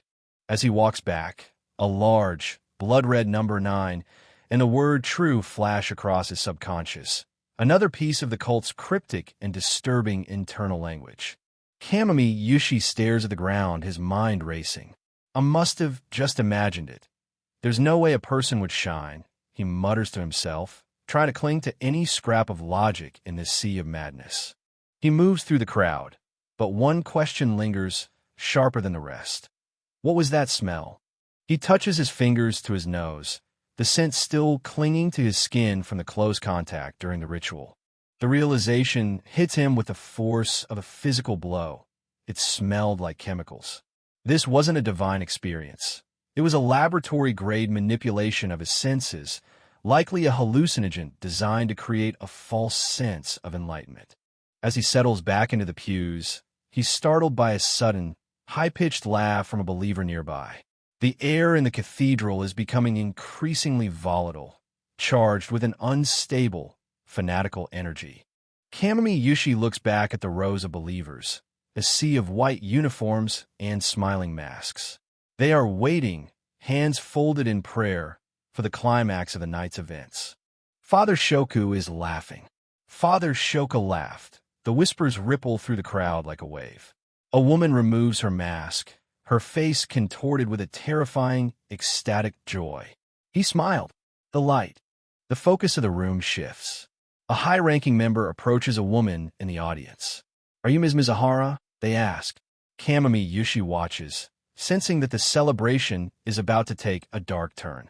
Cha Shaoan, Father Shaoan, gestures toward the woman. "Everyone, Shoko has found someone to be blessed with a new true smile." The room erupts in congratulations for the chosen woman, their cheers sounding like a hungry roar. The praise for Mizuhara is relentless. They tell her she has contributed much and gained many virtues, earning her the right to laugh from the heart, just like the rest of the chosen. Mizuhara is weeping, overcome by what she believes is a divine honor. "I'm happy. I'm so happy," she sobs. In the background, Cha Shaoan, Father Shaoan, announces the start of the next phase. "We will now begin the rapture. Miss Mizuhara, I am certain you'll be able to endure it," the leader says, his voice cold and flat despite the blessing. Mizuhara is told to return to a special seat at the very front of the cathedral. Suddenly, a familiar voice cuts through the noise. "Mr. Sato." Kamami Yushi spins around to find Suzumura Yuka standing right behind him, her mask reflecting the harsh lights of the hall. "Ms. Suzumura?" he asks, his guard instantly rising. I was at the end of the line," she giggles, her tone light and playful as if they weren't in the middle of a cult ritual. Kamami Yushi asks where she's been, but her answer is as elusive as her personality. She leans in closer, her mask almost touching his face. "Please pay very close attention to what is about to happen," she whispers, her voice carrying a sharp edge of anticipation. At the front of the hall, the scene is chilling. Mizuhara has been stripped to the waist and placed on a high, ceremonial chair. "You look absolutely pure, Ms. Mizuhara," a cultist tells her. "You are worthy of the rapture." The crowd watches in rapt silence as the ritual begins. "You mustn't look away," Suzumura Yuko warns Kamami Yushi, her voice a chilling anchor. He watches, paralyzed with horror, as the first step of the rapture unfolds. They begin to shave Mizuhara's head to the scalp, leaving her exposed and vulnerable. What are they planning to do? He thinks, his heart hammering against his ribs. The air in the cathedral grows heavy as a syringe is prepared, the needle glinting coldly in the light. The believers stand in perfect, eerie lines, their eyes fixed on the stage with a hunger that defies reason. Kamami Yushi's breath hitches. This isn't a blessing. It's the cold, clinical prelude to a meticulously planned, public mutilation that is about to begin. The rapture ceremony reaches its grotesque peak. A sharp blade slices into the skin of Mizuhara's neck, blood spilling down her collarbone.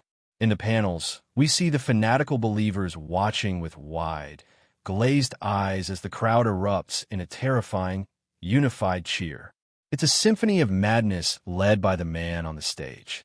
The mutilation is methodical and brutal. Mizuhara's mouth is forced into a silent, bloody scream as the skin is peeled away from her jaw. The cultists around her don't flinch. They laugh, their hands clasped in prayer as if witnessing a miracle. To them, the sight of raw muscle and blood is a sign of ultimate purification. Cast away your old face. This is the core of the Shinzo Church's scriptures. A frame shows a discarded piece of skin, a human face presented like a holy relic. Mizuhara sits hunched over, blood dripping from her exposed flesh, as the crowd celebrates her ascension. Only then will you be bestowed a new, true smile. The process is complete. Mizuhara's facial muscles have been permanently rearranged into a horrific, skeletal grin. The cultists carry away the trays of surgical tools, their expressions as vacant and smiling as the god they serve. Please applaud Ms. Mizuhara. The high-ranking members present the skinless woman to the congregation.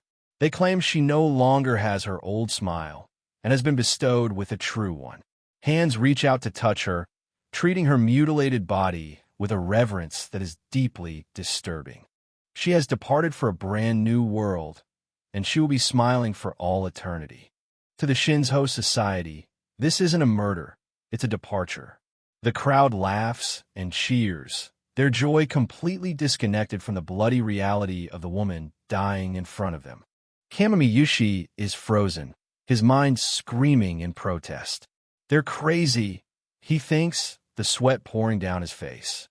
He realizes now that there is no religion here, only a well-organized slaughterhouse for the human spirit. He tries to pull back, his fingers trembling with fear. Before he can react, Suzumura Yuka is at his side. Please calm down, Mr. Sato, she whispers, her voice smooth and dangerous. She plunges a syringe into his arm, the drug entering his system before he can even shout for help. His world begins to tilt and blur. His vision warps, the cathedral turning into a kaleidoscope of grotesque, smiling faces. His final conscious thought is of his wife. Megumi, what the hell are you doing in a place like this? He wonders before the darkness takes him completely. The scene shifts abruptly. We go back 2 years, to a city skyline bathed in the light of a normal day. This is the world Kamami Yushi knew before the cult took everything. At a funeral, a young man mourns the loss of his parents. Kamami Yushi sits opposite him, but his sympathy is a lie. He thinks to himself that the memories of his own parents surface against his will, but it's all part of a calculated act to gain the victim's trust. At age 30, Kamami Yushi was a copy editor for Weekly Butterfly. He lied to the grieving man, telling him his own parents were murdered just to get him to talk. It worked. The man feels he can trust Yushi with his secrets. He plays the role of the compassionate journalist perfectly, telling the victim, Mr. Tada, to take his time. Outside, camera crews and other reporters swarm the area, but Yushi has already secured the exclusive access he wanted through his deception. In the car afterward, the mask of the sympathetic reporter falls away. His colleague, Suji, questions him about the murder case, but Yushi's response is cold and professional. He's already thinking about the next headline.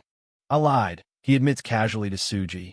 His father actually has pancreatic cancer, and his mother is just traveling abroad. He used their death as a prop for his career, much to Suji's shock and disapproval. You can't do that, Suji exclaims. Suji warns him about the risks of publishing fake news, but Kamami Yushi is arrogant. He believes the end justifies the means, especially when the case is getting so much public attention. He's willing to gamble with the truth for success. He reflects on the victim's state of mind, reeling from a murder of his parents and the pressure of the media. Yushi didn't see a person. He saw a story that needed a unique angle to sell. If I didn't act like a friendly person with similar experiences, he'd never have bothered with small-time journalists like us, Yushi explains. He takes a sip of his drink, completely unbothered by the ethical line he just crossed. You can get a lot out of getting close to the victim. I'll do anything to find the truth, he tells Suji, but the truth he seeks is only the kind that serves his ambition. He stares out the window, his gaze as sharp and cold as the blade he would later see in the cathedral. He dismisses Suji's moral concerns with a sigh and tells a junior colleague to learn from his methods. He believes that luck and success only come to those who know how to manipulate the situation with a smile. It's a philosophy that will eventually lead him into the mouth of the beast. Returning home late that night, Kamami Yushi leaves the cutthroat world of journalism behind. I'm home, he calls out, stepping into the quiet peace of his apartment. He has no idea that the darkness he plays within his work has already reached his doorstep. He is greeted by his daughter, Yui, but the sight is not what he expects. She is standing in the hallway, staring at him with a wide, stiff, and unnatural smile that stretches across her face. What are you doing, Yui? He asks, confused. Megumi watches from the kitchen, her expression unreadable. Megumi explains that Yui has been acting this way ever since she visited a friend's house. The friend's name is Yuta. Megumi tries to laugh it off, but the sight of her daughter's forced grin is unsettling. Repeating the mantra she learned from her friend Yuta, Yui clings to her father with a strength that surprises him. Happiness comes to those who smile, she beams. Kamami Yushi acknowledges the name of the prodigy child, though the intensity of Yui's grin still feels a bit uncanny. She explains her innocent logic. She'll keep smiling forever, so her papa will always come home early. Touched by her love, Yushi's professional guard drops completely. He looks at his daughter with pride, ready to share the news that will change their lives for the better. Kamami Yushi embraces his daughter, Yui, calling her his angel. He tells his wife, Megumi, that with his upcoming promotion, he might finally be able to spend more time at home. For a brief moment, they look like the picture-perfect family. He shares the exciting news. His manager has offered him a promotion to deputy editor. This means less field work and a more stable life. Yay, we're having a feast tonight. Yui cheers, and the family's joy is palpable in the cramped hallway of their apartment. As they sit down to dinner, Kamami Yushi feels like he's on top of the world. Fortune really comes to those who smile. He thinks, convinced that his ambition and his cheerful facade are the keys to a perfect life. The celebratory mood is interrupted by the buzz of his phone. Megumi chides him for taking calls during dinner, but Yushi can't help himself. The news never sleeps, and neither does his hunger for the next big story. It's Yamamoto, his junior colleague, and his voice is thick with urgency. "Did you see the news?" he asks. Yushi steps out onto the balcony, his relaxed expression instantly hardening into a look of professional focus. Yamamoto breaks the news. The police found a pair of human hands. Yushi's heart races. This is the kind of gruesome story that drives sales. They found a pair of human hands? He repeats, already calculating his next move. The details are chilling. The victim was likely dismembered, and most of the body is still missing. Despite the horror, a predatory smile spreads across Yushi's face. To him, this isn't just a crime, it's the scoop of a lifetime. He tells Yamamoto he'll be right there, promising to meet him at the crime scene. Megumi watches from the doorway, her arms crossed. "You're very gung-ho," she remarks, her voice tinged with a familiar mix of pride and annoyance. Megumi pulls him close, her gaze turning serious. "Don't forget, Yui's birthday is in 2 weeks, so you better be back." She's seen him get lost in cases before, and she isn't about to let him miss another milestone. Yushi promises he'll be there, but Megumi reminds him how heartbroken Yui was when he missed her birthday last year. She's super scary when she's mad, he thinks to himself, knowing the truth behind his wife's warning. As he heads for the door, Yui peeks out, her eyes wide with a quiet sadness. "Are you going away again, Papa?" she asks. Yushi apologizes, patting her head. "I have work to do. Sorry, Yui. Come back quickly this time, all right?" Yui asks, a hopeful smile finally breaking through. Yushi promises he will, waving goodbye to his family as they stand in the doorway. A memory of warmth that will soon become a haunting reminder. Megumi and Yui wave from the hallway, their figures shrinking as Yushi walks away. It's a moment of pure, domestic bliss that feels increasingly fragile under the weight of the coming storm. 2 weeks later, that smile would be lost forever. The narration takes a dark, ominous leap forward, signaling the beginning of the tragedy that would shatter the Kamami family. The news reports a gruesome update. 10 days after the hands were found, a right leg belonging to the same victim was discovered in a local park. The mystery of the dismembered body is deepening, and the public is terrified. At the crime scene, a detective named Wozumi spots Yushi in the distance. "He's here again," another officer grumbles. Yushi has already gained a reputation for being everywhere he isn't wanted, especially when blood is involved. The scene is chaotic, swarming with police and media. Yushi stands at the forefront, his camera ready, hungry for any detail that could lead to his next major scoop. He feels the electric charge of the investigation and thrives on it. He gives a confident thumbs up to his camera. For Yushi, this case is more than just news. It's his ticket to the top. He has no fear of the darkness he's documenting, only a desire to exploit it. Under the shadow of a bridge, Yushi meets Wozumi in secret. The detective is on edge, shouting at Yushi to consider the danger of their meeting. "You need to consider my position," he yells, his voice echoing in the concrete tunnel.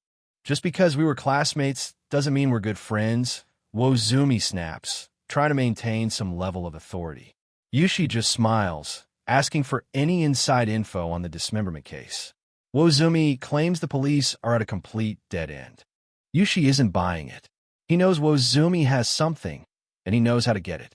"I'm not asking you to do this for free," he says, his voice lowering to a conspiratorial whisper as the negotiation begins. He pulls out a thick, white envelope, sliding it toward the detective. Wozumi's resolve begins to waver as he looks at the offering. The tension in the tunnel is thick enough to cut with a knife. Wozumi tries to play it straight, claiming he can't accept cash. But Yushi is one step ahead. "It's not cash," he clarifies, watching as the detective's curiosity finally overpowers his sense of duty. Wozumi looks inside the envelope and his face pales. "Where did you get this?" he asks, his voice trembling. Yushi just gives a satisfied, cold smile. Info in exchange for info. With this leverage, the gates to the investigation's deepest secrets are finally pried open. With a resigned sigh, Wozumi finally gives in. "Fine," he mutters, knowing he's just made a deal with a man who values a scoop over his own soul. Kamami Yushi has secured his inside source, and now he's ready to return to the office to turn these secrets into his biggest headline yet. Back at the weekly Butterfly office, Tatishi, the manager, drops a bombshell. The victim of the gruesome dismemberment case is a famous designer who had recently gone missing.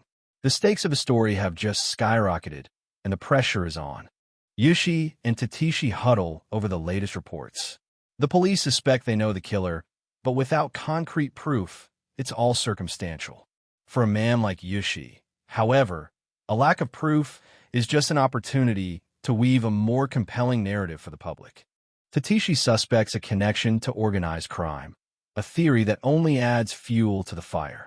He pats Yushi on the shoulder, praising his great job. "We're the only ones with that info," he boasts, his confidence in his star editor absolute. "You're our star. I'm counting on you," Tatishi exclaims, his grip on Yushi's arm tight. Yushi winces slightly, muttering that it hurts, but his eyes remain cold. He's already thinking about the next headline, the next scoop that will cement his legacy. But not everyone shares Tatishi's enthusiasm. Tsuji stands across the room, his eyes fixed on Yushi with a look of pure contempt. Does a real star produce fake news to show a bereaved victim? He asks, his voice cutting through the celebratory atmosphere.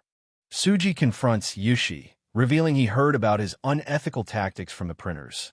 Yushi immediately suspects Yamamoto of ratting him out, but the junior colleague desperately denies it. The tension in the office is thick enough to choke on. The verbal sparring turns physical. Tsuji lunges at Yushi, grabbing him by the collar with snarl. "You've crossed the line, you son of a bitch," he yells, his patience for Yushi's star behavior finally reaching its breaking point. "How many times do I have to cover your ass?" Tsuji screams into Yushi's face. Yushi remains eerily calm, his expression one of bored superiority. He doesn't even bother to fight back, knowing that in Tatishi's eyes, he is untouchable. Yushi leans in, his voice a razor-sharp whisper. He tells Tsuji that if he's so bothered by his methods, he should just produce more interesting stories. To Yushi, the ends always justify the means, especially when they lead to the front page. He boasts about his superior work ethic, claiming he uses everything he sees and hears to one-up the competition. He adjusts his tie as Tatishi watches, his arrogance a shield against Tsuji's moral outrage. Tsuji mutters, the sound of his growing resentment. Tatishi tries to play peacemaker, telling Tsuji to calm down while subtly reinforcing Yushi's importance. A phone call breaks the stalemate. "Sorry, it's my darling wife calling," Yushi says, using the interruption to make a quick and arrogant exit. Outside the office, Yushi's tone softens as he answers. "What's the matter, Megumi?" he asks. Tsuji watches him through the glass, his eyes promising that Yushi's luck won't last forever. "You'll pay for this once I'm editor," he thinks. The scene shifts to Yui's kindergarten. The sun is setting, and and the playground is empty and quiet. Inside, Yui is sitting alone, concentrated on a drawing as she realizes that her mother is unusually late picking her up today. A teacher sits with her, trying to keep her spirits up, though both are worried about Megumi's absence. Suddenly, Yui looks up, her face lighting up with recognition. "Ah!" she shouts, pointing toward the door with excitement. "It's Papa." Yui cheers as Yushi walks through the door. He's out of breath and looks out of place in a room full of toys. "Sorry, Yui. I kept you waiting," he says, patting her head as she wonders why he's the one picking her up this time. Flashback to the call. A distraught Megumi explains that her mother was hit by a bicycle and hospitalized. She's at the hospital and needs Yushi's help. Yushi agrees, but his mind is clearly still lingering on the office and the case he's building. At the kindergarten, Yushi reassures Yui that her mother is just visiting grandma for a while. The teacher watches them, her expression a mix of relief and curiosity as she wonders about the family situation. "Will she be back?" Yui asks softly. Yui pulls Yushi toward her latest masterpiece. "Hey, Papa, look," she says, her previous worry forgotten in the excitement of showing off her work. Yushi leans in, curious to see what has captured her imagination. She holds up a drawing of two people holding hands under a bright sun. "It's Yuta and me," she exclaims. Yushi smiles, telling her it's a nice picture and that they look like such good friends. He has no idea who Yuta is, but he's happy to see his daughter happy. He looks across the room and sees a boy sitting by himself. "So you're Yuta? Thanks for playing with her," Yushi calls out, his tone polite but casual. Yui beams, proud to introduce her new friend to her father. The boy, Yuta, turns to face them. He is young, but there is something deeply unsettling about him. He wears a smile that is far too wide, his eyes fixed in a blank, ecstatic expression that doesn't reach his soul. Kamimi Yushi freezes as he looks at the boy. A cold shiver runs down his spine, a primal warning from deep within his gut. This kid has a creepy smile. He thinks, the realization hitting him with the force of a physical blow. It's the same smile he would later see on the masks of the cult. Shall we get going?" Yushi stammers, eager to get Yui away from the boy. They leave, waving goodbye as Yuta remains on the floor, his wide, frozen grin following them. The shadow of the cult has already entered his home through the innocence of his daughter. In a flashback to the height of his career, Kamimi Yushi remembers the moment that cemented his status as a star reporter. It was the capture of Kawai Ko, a notorious criminal who had evaded the law for 15 years. Panic erupts as the suspect tries to make a break for it. Detectives shout as Kawai Ko scrambles toward the balcony, desperate to escape the inevitable justice closing in on him. But his flight is short-lived. A firm hand catches him just as he's about to vault over the railing, pulling the suspect back from the edge of freedom and back into the arms of the law. Pushed to the ground, the man who stayed in the shadows for over a decade is finally brought to light. The sharp, cold click of the handcuffs echoes. The 15-year manhunt is over. Time of arrest. 16:20. Kamimi Yushi watches the scene unfold, his mind already spinning the headline that would soon grip the entire nation. It's a career-defining moment. The news spreads like wildfire. An exclusive story of a tragedy that left 5 dead, brought to a final close by the tenacity of one reporter. Yushi was at the top of his game. Back at the office, the air is thick with celebration. Sales are through the roof, surpassing 300,000 copies. Kamimi Yushi is the man of the hour, hailed as a hero. While colleagues cheer, some look on with suspicion. Tsuji, always the sharp-eyed realist, can't help but question the shifty methods Yushi used to land such a massive, impossible scoop. Tsuji shows him a photo from the wanted list, baffled by how Yushi got such a lead. For Yushi, it was simple. It's all about trading the right information at the right time. He smiles, confident in his web of connections. Info in exchange for info, he says casually. He's playing a high-stakes game where even the police are left guessing until he breaks the story. But Tsuji's tone is a warning, not a compliment.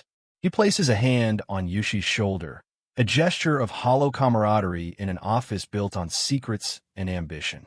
I'm not going to help you if you get in deep shit, Suji murmurs. Yushi just scoffs, his current success blinding him to the gathering storm and the danger he's inviting. The editor-in-chief calls Yushi over. In this cutthroat industry, success only breeds the hunger for more. There's no time to rest when there's another headline to chase. The boss wants another big hit. He's fully aware of Yushi's questionable tactics, but as long as the numbers keep rising, he's more than willing to overlook the ethics. The next target? A grisly dismemberment case. They're aiming for 400,000 copies this time. The editor-in-chief pushes Yushi to do whatever it takes to break it first.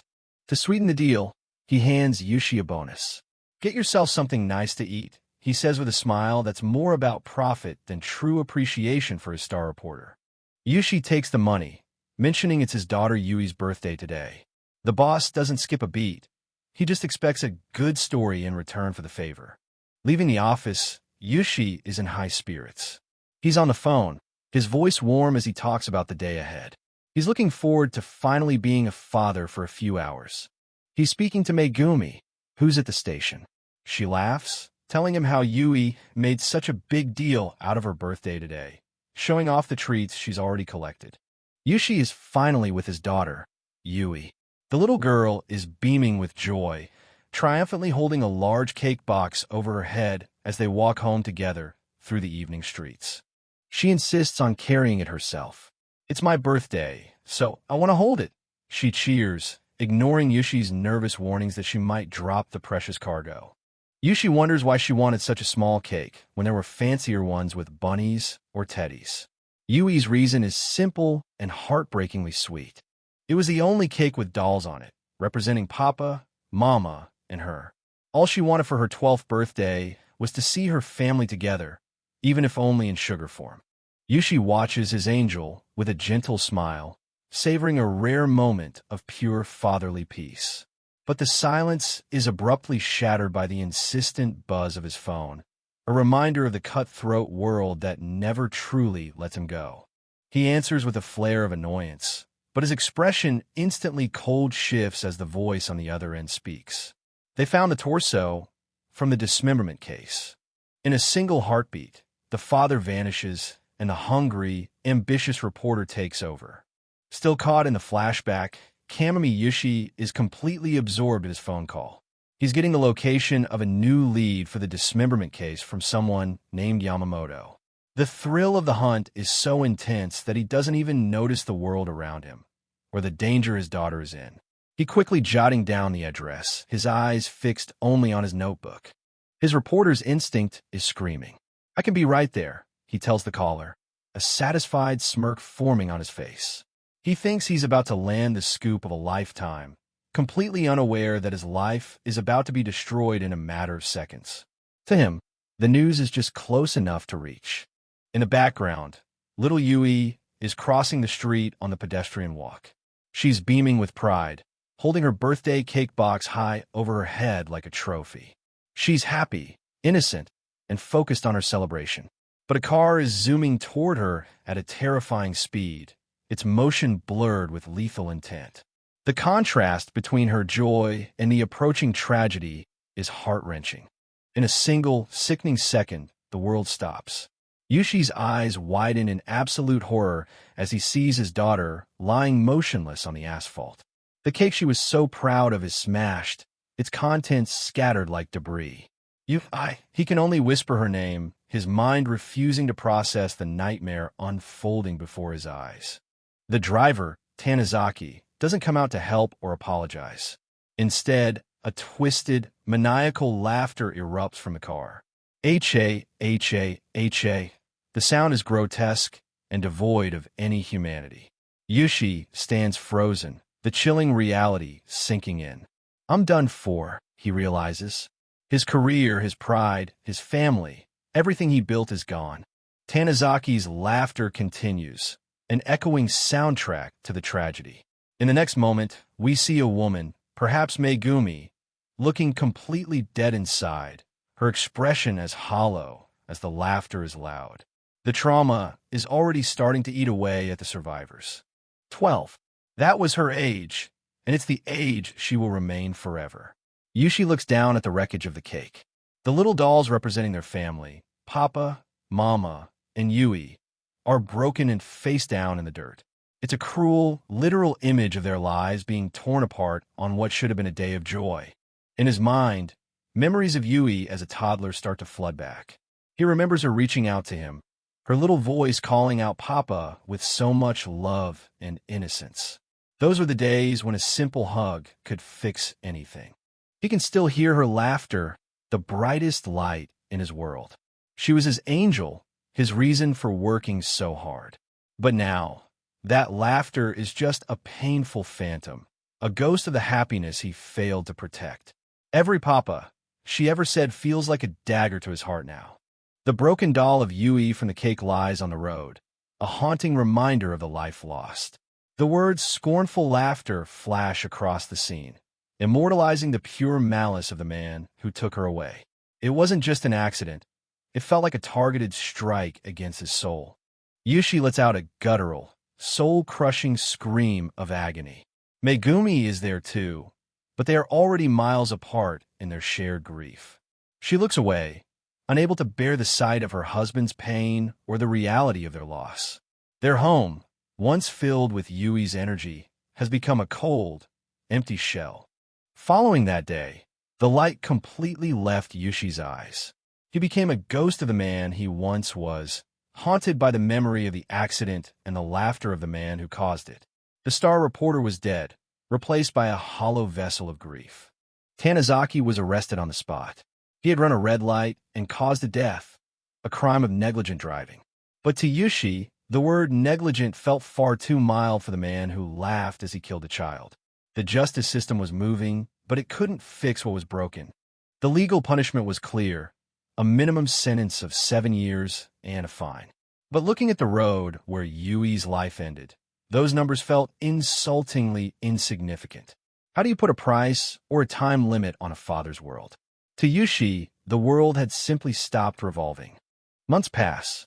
The house is a graveyard of silence, broken only by the mindless blare of a comedy show on TV.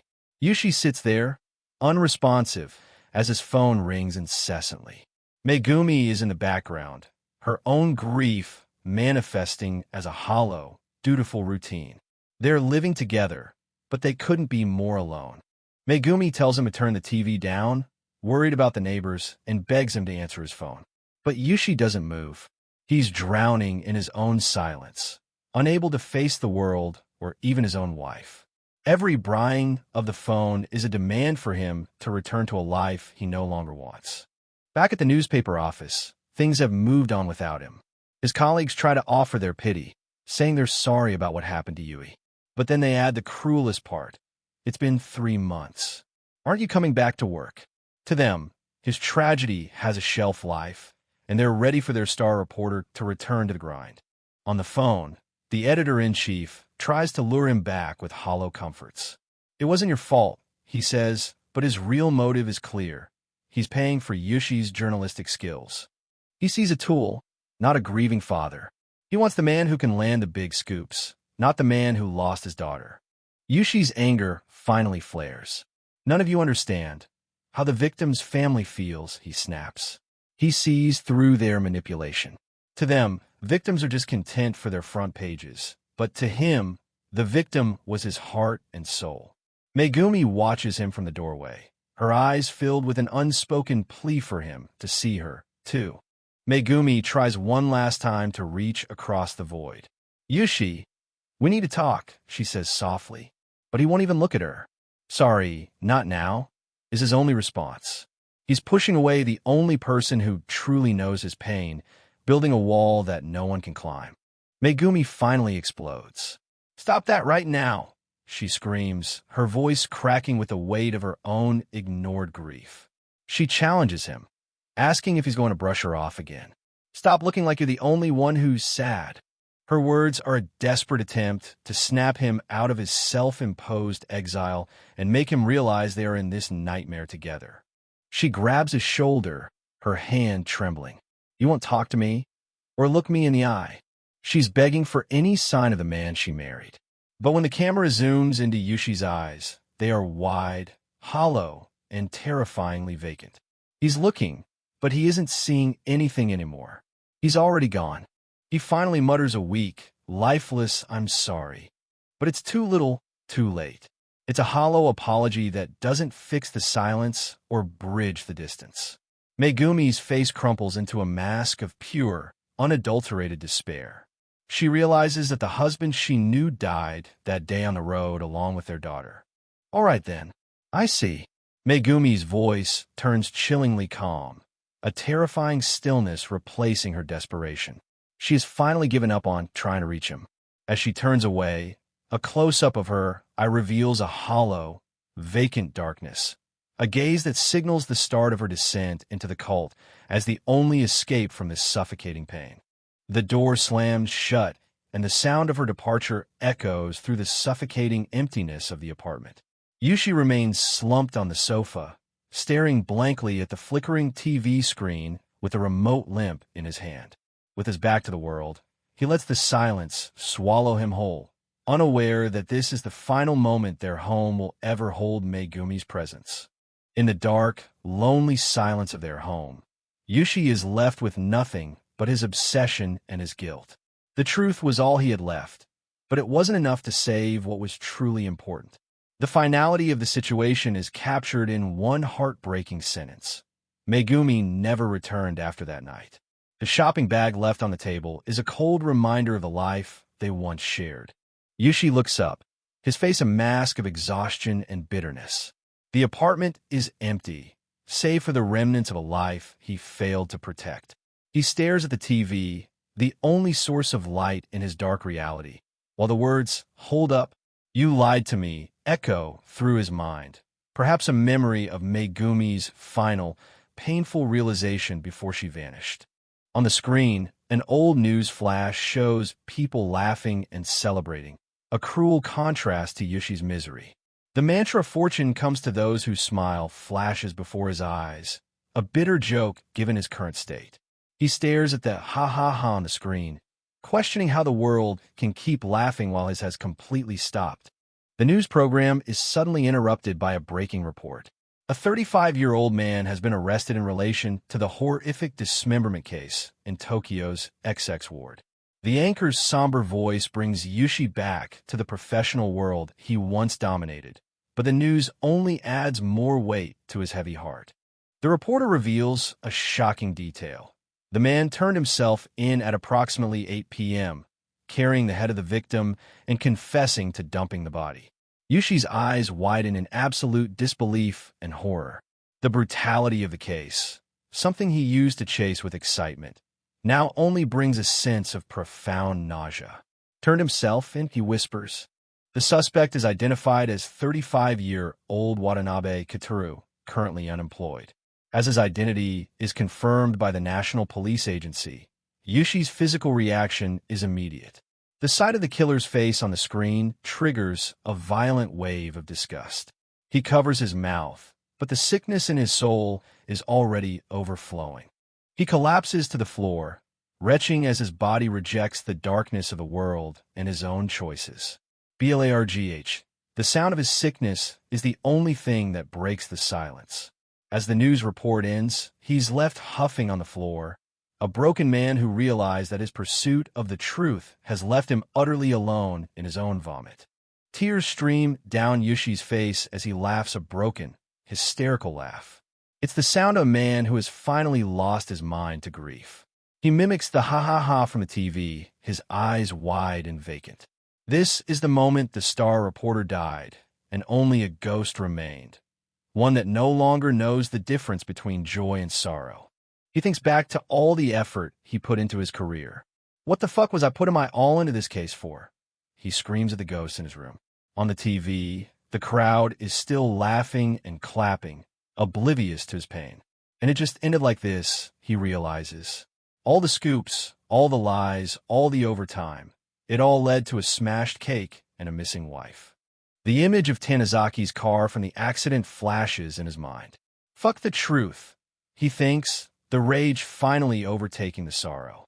Yui and Megumi are gone. The grotesque, laughing mouth of the man who killed his daughter is all he can see.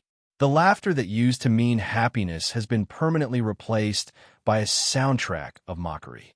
He looks up one last time, his tears flowing freely. The realization is simple and devastating. Smiling didn't change anything. It didn't bring Yui back, and it didn't keep Megumi from leaving. The forced positivity of the world feels like a cruel, personal insult to the reality of his life. The screen fades to black with his final, silent apology to his daughter. I've lost everything. I am sorry, Yui. I can't smile anymore. These are the words of a man who has officially given up on life, his heart finally succumbing to the darkness that has been chasing him since that fateful birthday. Trở lại hiện tại, Juicy mở mắt ra, thấy mình đang nằm trên một chiếc giường trắng tinh khôi.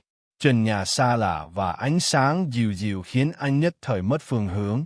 Cơn ác mộng vừa rồi vẫn còn đọng lại nơi khóe mắt, nhưng đây không phải là căn hộ tối tăm của anh. Anh đang ở đâu? Anh ngồi dậy, cảm thấy cơ thể nặng trĩu và tâm trí vẫn còn mơ hồ. Chiếc đồng hồ báo thức bên cạnh chỉ 7 giờ. Căn phòng được bài trí đơn giản nhưng sang trọng, hoàn toàn khác xa với thế giới bề rạp mà anh đã lún sâu vào suốt 3 tháng qua. Một sự im lặng đáng sợ bao trùm lấy không gian. Am I? Ký ức bắt đầu ùa về. Anh nhớ lại cảnh mình bị khống chế, cảm giác nhói đau ở cánh tay. Đúng rồi, họ đã tiêm thứ gì đó để đưa anh vào giấc ngủ. Anh nhìn xuống cánh tay mình, nơi dấu vết của mũi tiêm vẫn còn đó, là bằng chứng cho việc anh đã bị bắt cóc bởi giáo phái. Where? Anh thầm hỏi, mắt lờ đờ vì tác dụng của thuốc vẫn còn. Juicy bước ra khỏi giường, cố gắng tìm kiếm chiếc điện thoại di động của mình. Anh cần liên lạc với thế giới bên ngoài, cần biết mình đã bất tỉnh bao lâu rồi. Cánh cửa phòng mở ra, dẫn đến một hành lang vắng lặng. Anh bước đi một cách thận trọng. Giác quan của một phóng viên điều tra bắt đầu thức tỉnh sau thời gian dài bị vùi lấp. Tại một gian phòng khách rộng lớn, một người phụ nữ đang ngồi đợi sẵn với một tách trà bốc khói. Đó là Suzumura Yuka. Cô ta vẫn giữ vẻ điềm tĩnh đến đáng sợ, đôi mắt nhắm hầu như đang tận hưởng bầu không khí buổi sáng. À là Juwei nào? Cô ta hỏi, giọng nói nhẹ nhàng nhưng lại mang theo sự áp chế vô hình. MS. Suzumura, Juicy thốt lên, sự cảnh giác lên đến đỉnh điểm. Suzumura Yuka ngẩng đầu lên nhìn anh, nụ cười nhẹ vẫn nở trên môi. Cô ta gọi anh bằng một cái tên khiến anh sững người, Mr. Kamon. Juicy đứng chôn chân tại chỗ, ánh mắt sắc lẹm nhìn người phụ nữ trước mặt. Làm sao cô ta biết được? Đây là lần đầu tiên danh tính thật của anh bị bại lộ trong hang ổ của kẻ thù. Trong thâm tâm, Juicy đang gào thét vì kinh ngạc. How does she know my real name? Anh đã che giấu quá khứ rất kỹ dưới cái tên Satu. Vậy mà giáo phái này dường như đã nắm top anh từ lâu. Pesi sao Society Nostelin, Sudamui tiếp tục. Nụ cười của cô ta giờ đây trông thật ma mị và đầy vẻ thao túng dưới ánh đèn. Anh nhận ra mình đã đánh giá thấp quy mô và sự thâm độc của tổ chức này. Suzumura nhắc lại lời khẳng định rằng giáo phái của cô nắm giữ mọi bí mật. Phía sau cô ta, những bước chân rung của các tín đồ đang mỉm cười như đang chế giễu sự bất lực của Juicy. Cô ta đưa tay ra hiệu mời anh ngồi xuống với một vẻ lịch sự giả tạo. Cô ta nói, sự hiếu khách này giống như một cái bẫy ngọt ngào đang chờ anh bước vào. Juicy ngồi xuống, mồ hôi lạnh bắt đầu rìn ra trên trán. Anh không muốn để lộ sự bối rối của mình. Suzumura đề nghị một cuộc trò chuyện cởi mở. Let's not topic today. Let's have a nice long chat, shall we?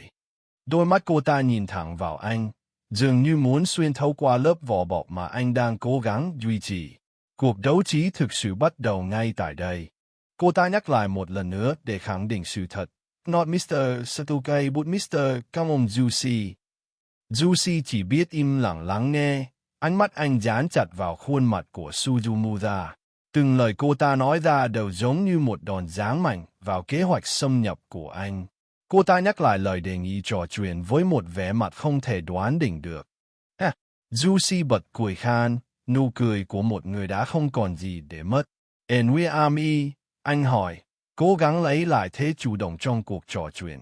Anh thầm tự hỏi cô ta thực sự biết bao nhiêu về mình và Megumi. Trong khi đó, Suzumuda vẫn giữ nguyên vẻ điềm đạm. Ánh mắt cô ta lấp lánh sự tự tin của kẻ đang nắm đằng chui.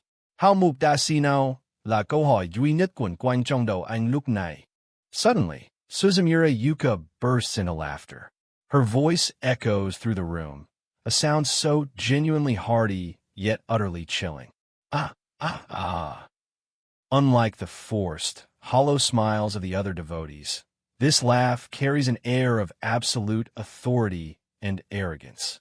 Yushi can only watch in silence, trying to decode the unsettling confidence behind her mirth. Yushi notices the abnormality immediately.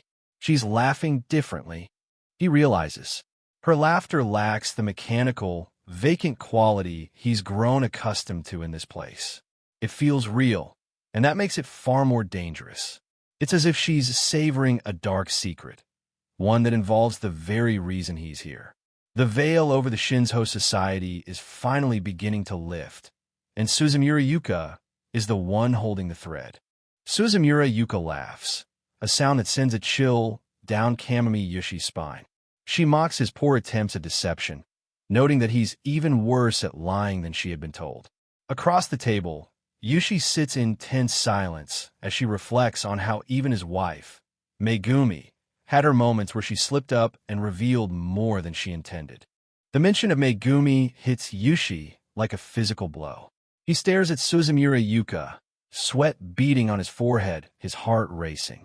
When she asks if he is still looking for her, the weight of his 3-month search hangs heavy in the air, leaving him speechless in the face of her calm, knowing gaze. Suzumura Yuka leans in, her expression becoming unervingly still. She asks if he is still willing to search for Megumi, even after witnessing the horror of the cult ceremonies. Yushi looks away, the memory of that celebration and the forced smiles of the followers burning in his mind. Yushi's hands clench in his lap as he struggles to maintain his composure. He tries to claim he doesn't understand what she's talking about, but the images of the rapture ceremony and the brutalized face of the victim flash before his eyes.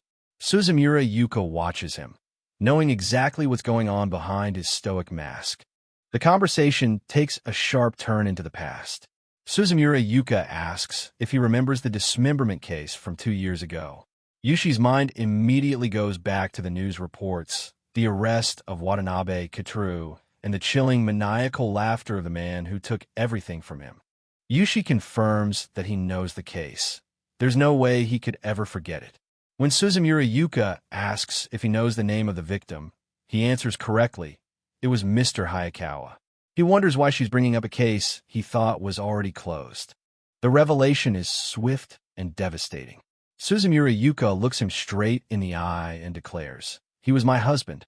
The confession leaves Yushi reeling, his mind racing to connect the dots between the reporter he once was and the tragic woman sitting before him.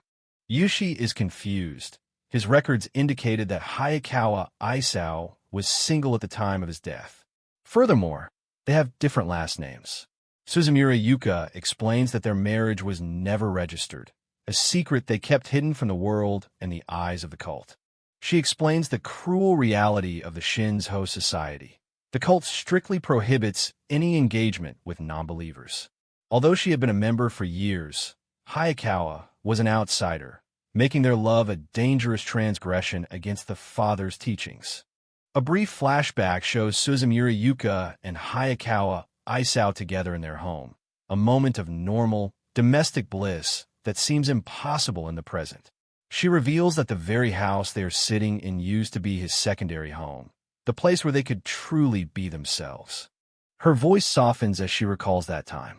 Every day spent with Hayakawa Isao was fresh and full of happiness.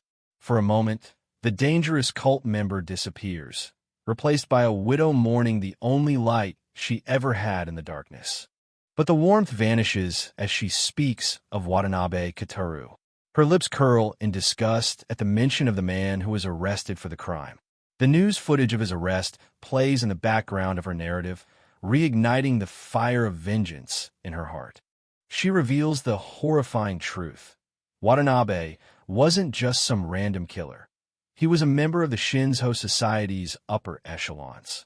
He was the one who murdered her husband in that brutal fashion. Suzumura Yuka's gaze hardens as she vows to make him pay for what he did. Yushi is stunned to learn that the cult itself was behind the dismemberment case. He stammers, trying to process how such a prominent incident could be linked back to the followers of the Smile.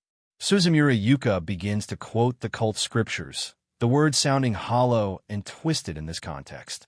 She recites the first section of Shinzo Society's teachings. They shall trust in each other and have no lies between them. The favored ones shall join hands and love each other equally. It sounds like a promise of unity, but the reality is much darker. The scripture ends with a chilling ultimatum.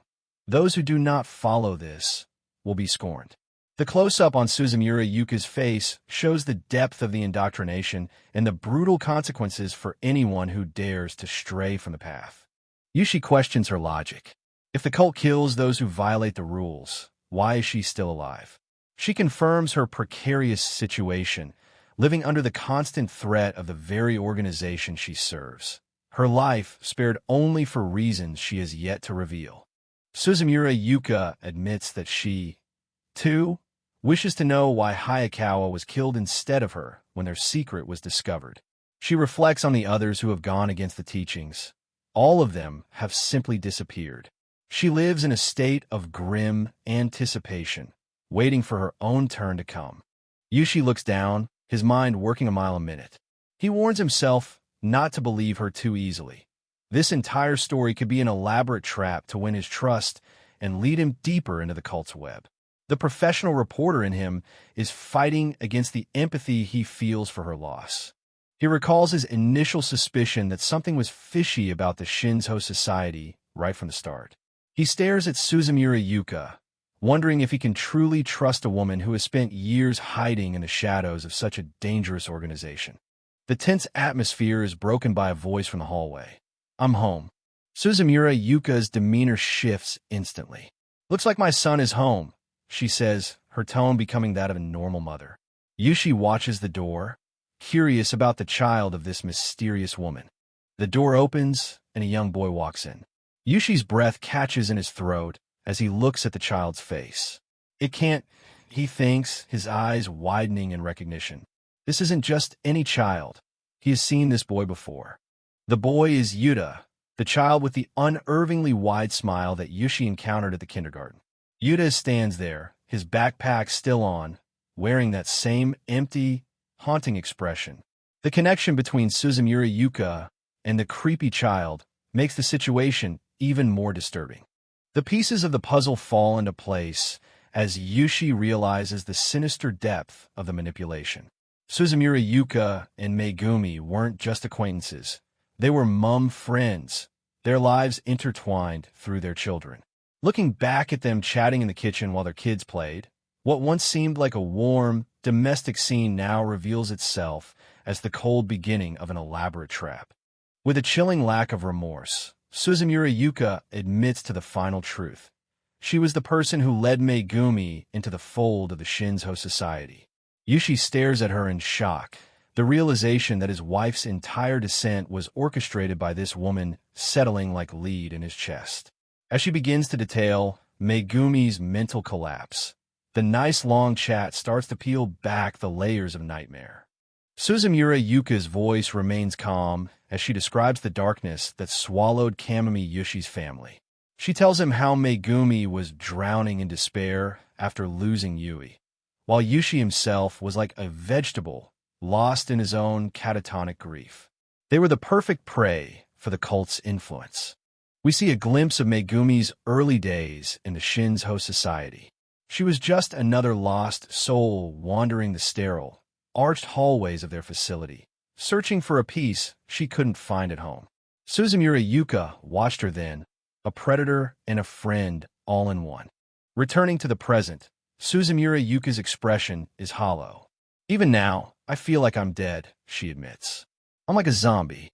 To her, the cult doesn't provide life. It only sustains the appearance of it through forced smiles and empty promises. Even with her son Yuta nearby, she feels the cold touch of the society's control. Kamami Yushi leans forward, his eyes regaining a flicker of that old, dangerous fire. He doesn't care about his own safety anymore. His life was already forfeit the day he lost his daughter. But for Megumi, I'll do anything, he vows, his resolve finally hardening. Suzumura Yuka recalls the moment she first brought Megumi into the fold. Just a month before the final collapse, Megumi still looked like she had a spark of life left in her eyes. It was that vulnerability that made her such a prize for the Shinzo Society. But that happiness was a lie, and Suzumura Yuka knows the cost. She shows him the news report of Watanabe, the man who was arrested for the dismemberment case. She reveals that this killer wasn't just some criminal.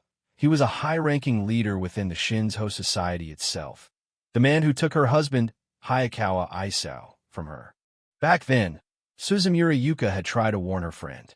She told Megumi to quit, thinking a new member like her might still be able to find a way out before the society's roots grew too deep and the father's shadow became inescapable. Suzumura Yuka had been willing to accept whatever fate befell her, even if something happened to her husband. She knew the risks of their secret relationship, but she was already too far in to save herself. She only wanted a different fate for Megumi. The scene shifts dramatically as the flashback ends. No longer the bedraggled man in a cult dorm, Kamami Yushi is back in the city, standing before his old workplace. He pulls his tie tight, a symbolic act of reclaiming his identity as a reporter as he prepares to face his old life. He remembers Megumi's smile, not the warm one from their wedding, but the fake, forced one the cult demands of its members. No one can reach Megumi anymore, he thinks bitterly. The woman he loved is buried under layers of religious indoctrination and grief. Suzumura Yuka's words from their secret meeting echo in his mind. Except you, Mr. Kamami. I've been watching you for a long time. She knew his true name and his past before he even stepped through the cult's doors, making his attempt at infiltration feel like child's play. She had warned him of the lethal stakes they are both playing for. Just like that birthday celebration ceremony, and like my husband, we may be killed. The price for uncovering the truth about the Shinzo Society is always paid in blood, and the cost of failure is absolute. In a moment of raw, uncharacteristic desperation, Suzumura Yuka had lowered her head and begged him for help. Save Megumi. Please. It was a plea for salvation from one victim to another, born from her own inability to act. She had explained the limits of her own power, with her son Yuta to protect and the society's eyes constantly on her due to her husband's incident. She couldn't afford to dig any deeper into the cult's secrets. She needed someone on the outside, someone like Yushi, to do what she couldn't. At the time, Yushi hadn't responded. He was too stunned, his mind still trying to reconcile the helpful mother friend with the woman who had led his wife into a living hell. He stares at his reflection, haunted by his own silence and the choices that led him here. The memory of Megumi's vacant stare in the cult facility is never far from his thoughts. MS, Suzumura, he mutters, finally making his choice. He won't just save his wife. He'll burn the whole organization down if he has to. Back at his old newspaper office, Yushi stands among the desks and the busy hum of deadline work. Dressed in a crisp white shirt and tie, he looks like a man on a mission, though his former colleagues look at him like he's a ghost that has somehow wandered back into the world of the living. He finds his former colleague and rival, Tsuji, a man with cold eyes and long hair tied back. Yushi wastes no time on pleasantries. Can you tell me everything you know about the Shinzo Society? The name alone is enough to turn the air in the room icy. Tsuji's reaction is violent and immediate. He lunges across the desk, grabbing Yushi by the collar with enough force to shake him. Are you still fucking looking into them? He hisses, his anger clearly masking a deep, paralyzing fear. Tsuji's fear is well-founded. He admits he had a tip once, a lead that went deep, but he refuses to publish a single word. He knows the danger of poking at the society's hornet's nest, especially after what happened to their former boss, the editor-in-chief, who supposed suicide was actually a purge by the cult. Yushi doesn't flinch, his eyes as cold as stone. He presses Suji, asking the question that no one else in the office is brave enough to whisper. The Shinzo Society murdered someone. Suji, do you know anything about that? He's looking for the truth behind the editor-in-chief's death. Suji's gaze hardens, and he lets go of Yushi's collar. He won't say anything more, his survival instinct overriding his duty as a journalist. He tells Yushi to go home and stop before it's too late. But Yushi's path was set long ago. I'm not going to stop, Yushi declares. Suji looks at him, truly seeing him for the first time since his return. Kamami, what's with that look on your face? He wonders. The fire in Yushi's eyes isn't just determination. It's the cold, hollow clarity of a man who has lost everything and has nothing left to fear. Yushi turns to leave, his back to the curious and concerned eyes of his former colleagues. Behind him, Suji's warning cuts through the office hum. You're gonna die. Without stopping, Yushi's voice drops to a cold, hollow whisper. I'm already dead. He isn't looking for a way back, only a way forward. In his mind, he's back on that rainy road, staring at the smashed birthday cake while his world fell apart. I died back then, he thinks. But as he walks away, there's a dangerous, icy focus in his eyes, a look that forces even the cynical Suji to pause and reconsider the man standing before him. Suji studies Kamami Yushi's face, a sharp contrast to the hollow man he saw months ago. Despite Yushi's claim of being already dead, Suji notes a cold, focused spark in his eyes. You look more alive than dead to me, he observes, recognizing the return of the Star reporter's dangerous drive. The two stand in the sterile office hallway, the tension between them palpable. Suji admits he hasn't seen that particular fire in Yushi's eyes for over a year. He begins to lead Yushi down a darker path, mentioning a specific date that changed everything for their old newsroom. On the 20th of January, 2017, I was searching for a file, Suji reveals. Yushi's brow furrows as he repeats the date. It's a day etched into the memory of every veteran in the building, a day that marked the end of an era for their newspaper. Suji removes his glasses, rubbing his eyes as if trying to erase the memory. He confirms the significance of that date. It was the day their previous editor-in-chief died. The man was a mentor to Yushi and a titan in the industry, and his sudden end left a void that was never truly filled. The image of the former editor-in-chief's body hanging from a rope flashes in their minds. To the public and the police, it was a clear-cut case of suicide. But in the world of investigative journalism, allegedly is the most dangerous word there is. Allegedly, Yushi whispers, his heart pounding. He looks at Suji, searching for confirmation of the suspicion that has just been planted. The idea that their boss didn't take his own life changes everything about the stories they were chasing back then. Suji doesn't mince words. He believes the editor-in-chief knew too much about the Shinzo Society and their growing influence. In their world, knowing the truth is a death sentence, and their boss had pushed just a little too far into the darkness. Terrified by the gravity of what he's revealed, Suji decides he's done enough. He warns Yushi that the cult silenced their boss, and they won't hesitate to do the same to him. You can go die alone, he says, turning to walk away and wash his hands of the whole affair. But Suji stops at the end of the hall, the weight of their shared history pulling at him. He calls out to Yushi one last time, his voice lacking its usual bite. He may be a rival, but he's still a colleague who remembers what Yushi used to be. Don't die, Suji says simply. He admits that while he has always hated Yushi's methods and his arrogance, he never wished for him to end up like the victims they report on. It's the closest thing to a blessing Yushi will get in this cursed investigation. Yushi bows slightly as Suji leaves, a silent thank you for the warning and the truth. He stands alone in the empty hallway for a moment, the weight of the conspiracy settling on his shoulders. The path ahead is clear now, and it leads directly back to his old desk. Late that night, the office is a ghost town of empty chairs and dark monitors. Only one screen remains lit. Kamami Yushi sits at his old computer, his fingers flying across the keys as he bypasses old security protocols to reach the forbidden archives. He finds a folder dated January 20th. His breath hitches as he clicks it open, revealing a list of files that shouldn't exist. His eyes widen in absolute shock as the first document loads. "What the heck is this?" he gasps. The truth about the editor-in-chief's final scoop is finally in his hands, and it's more terrifying than he ever imagined.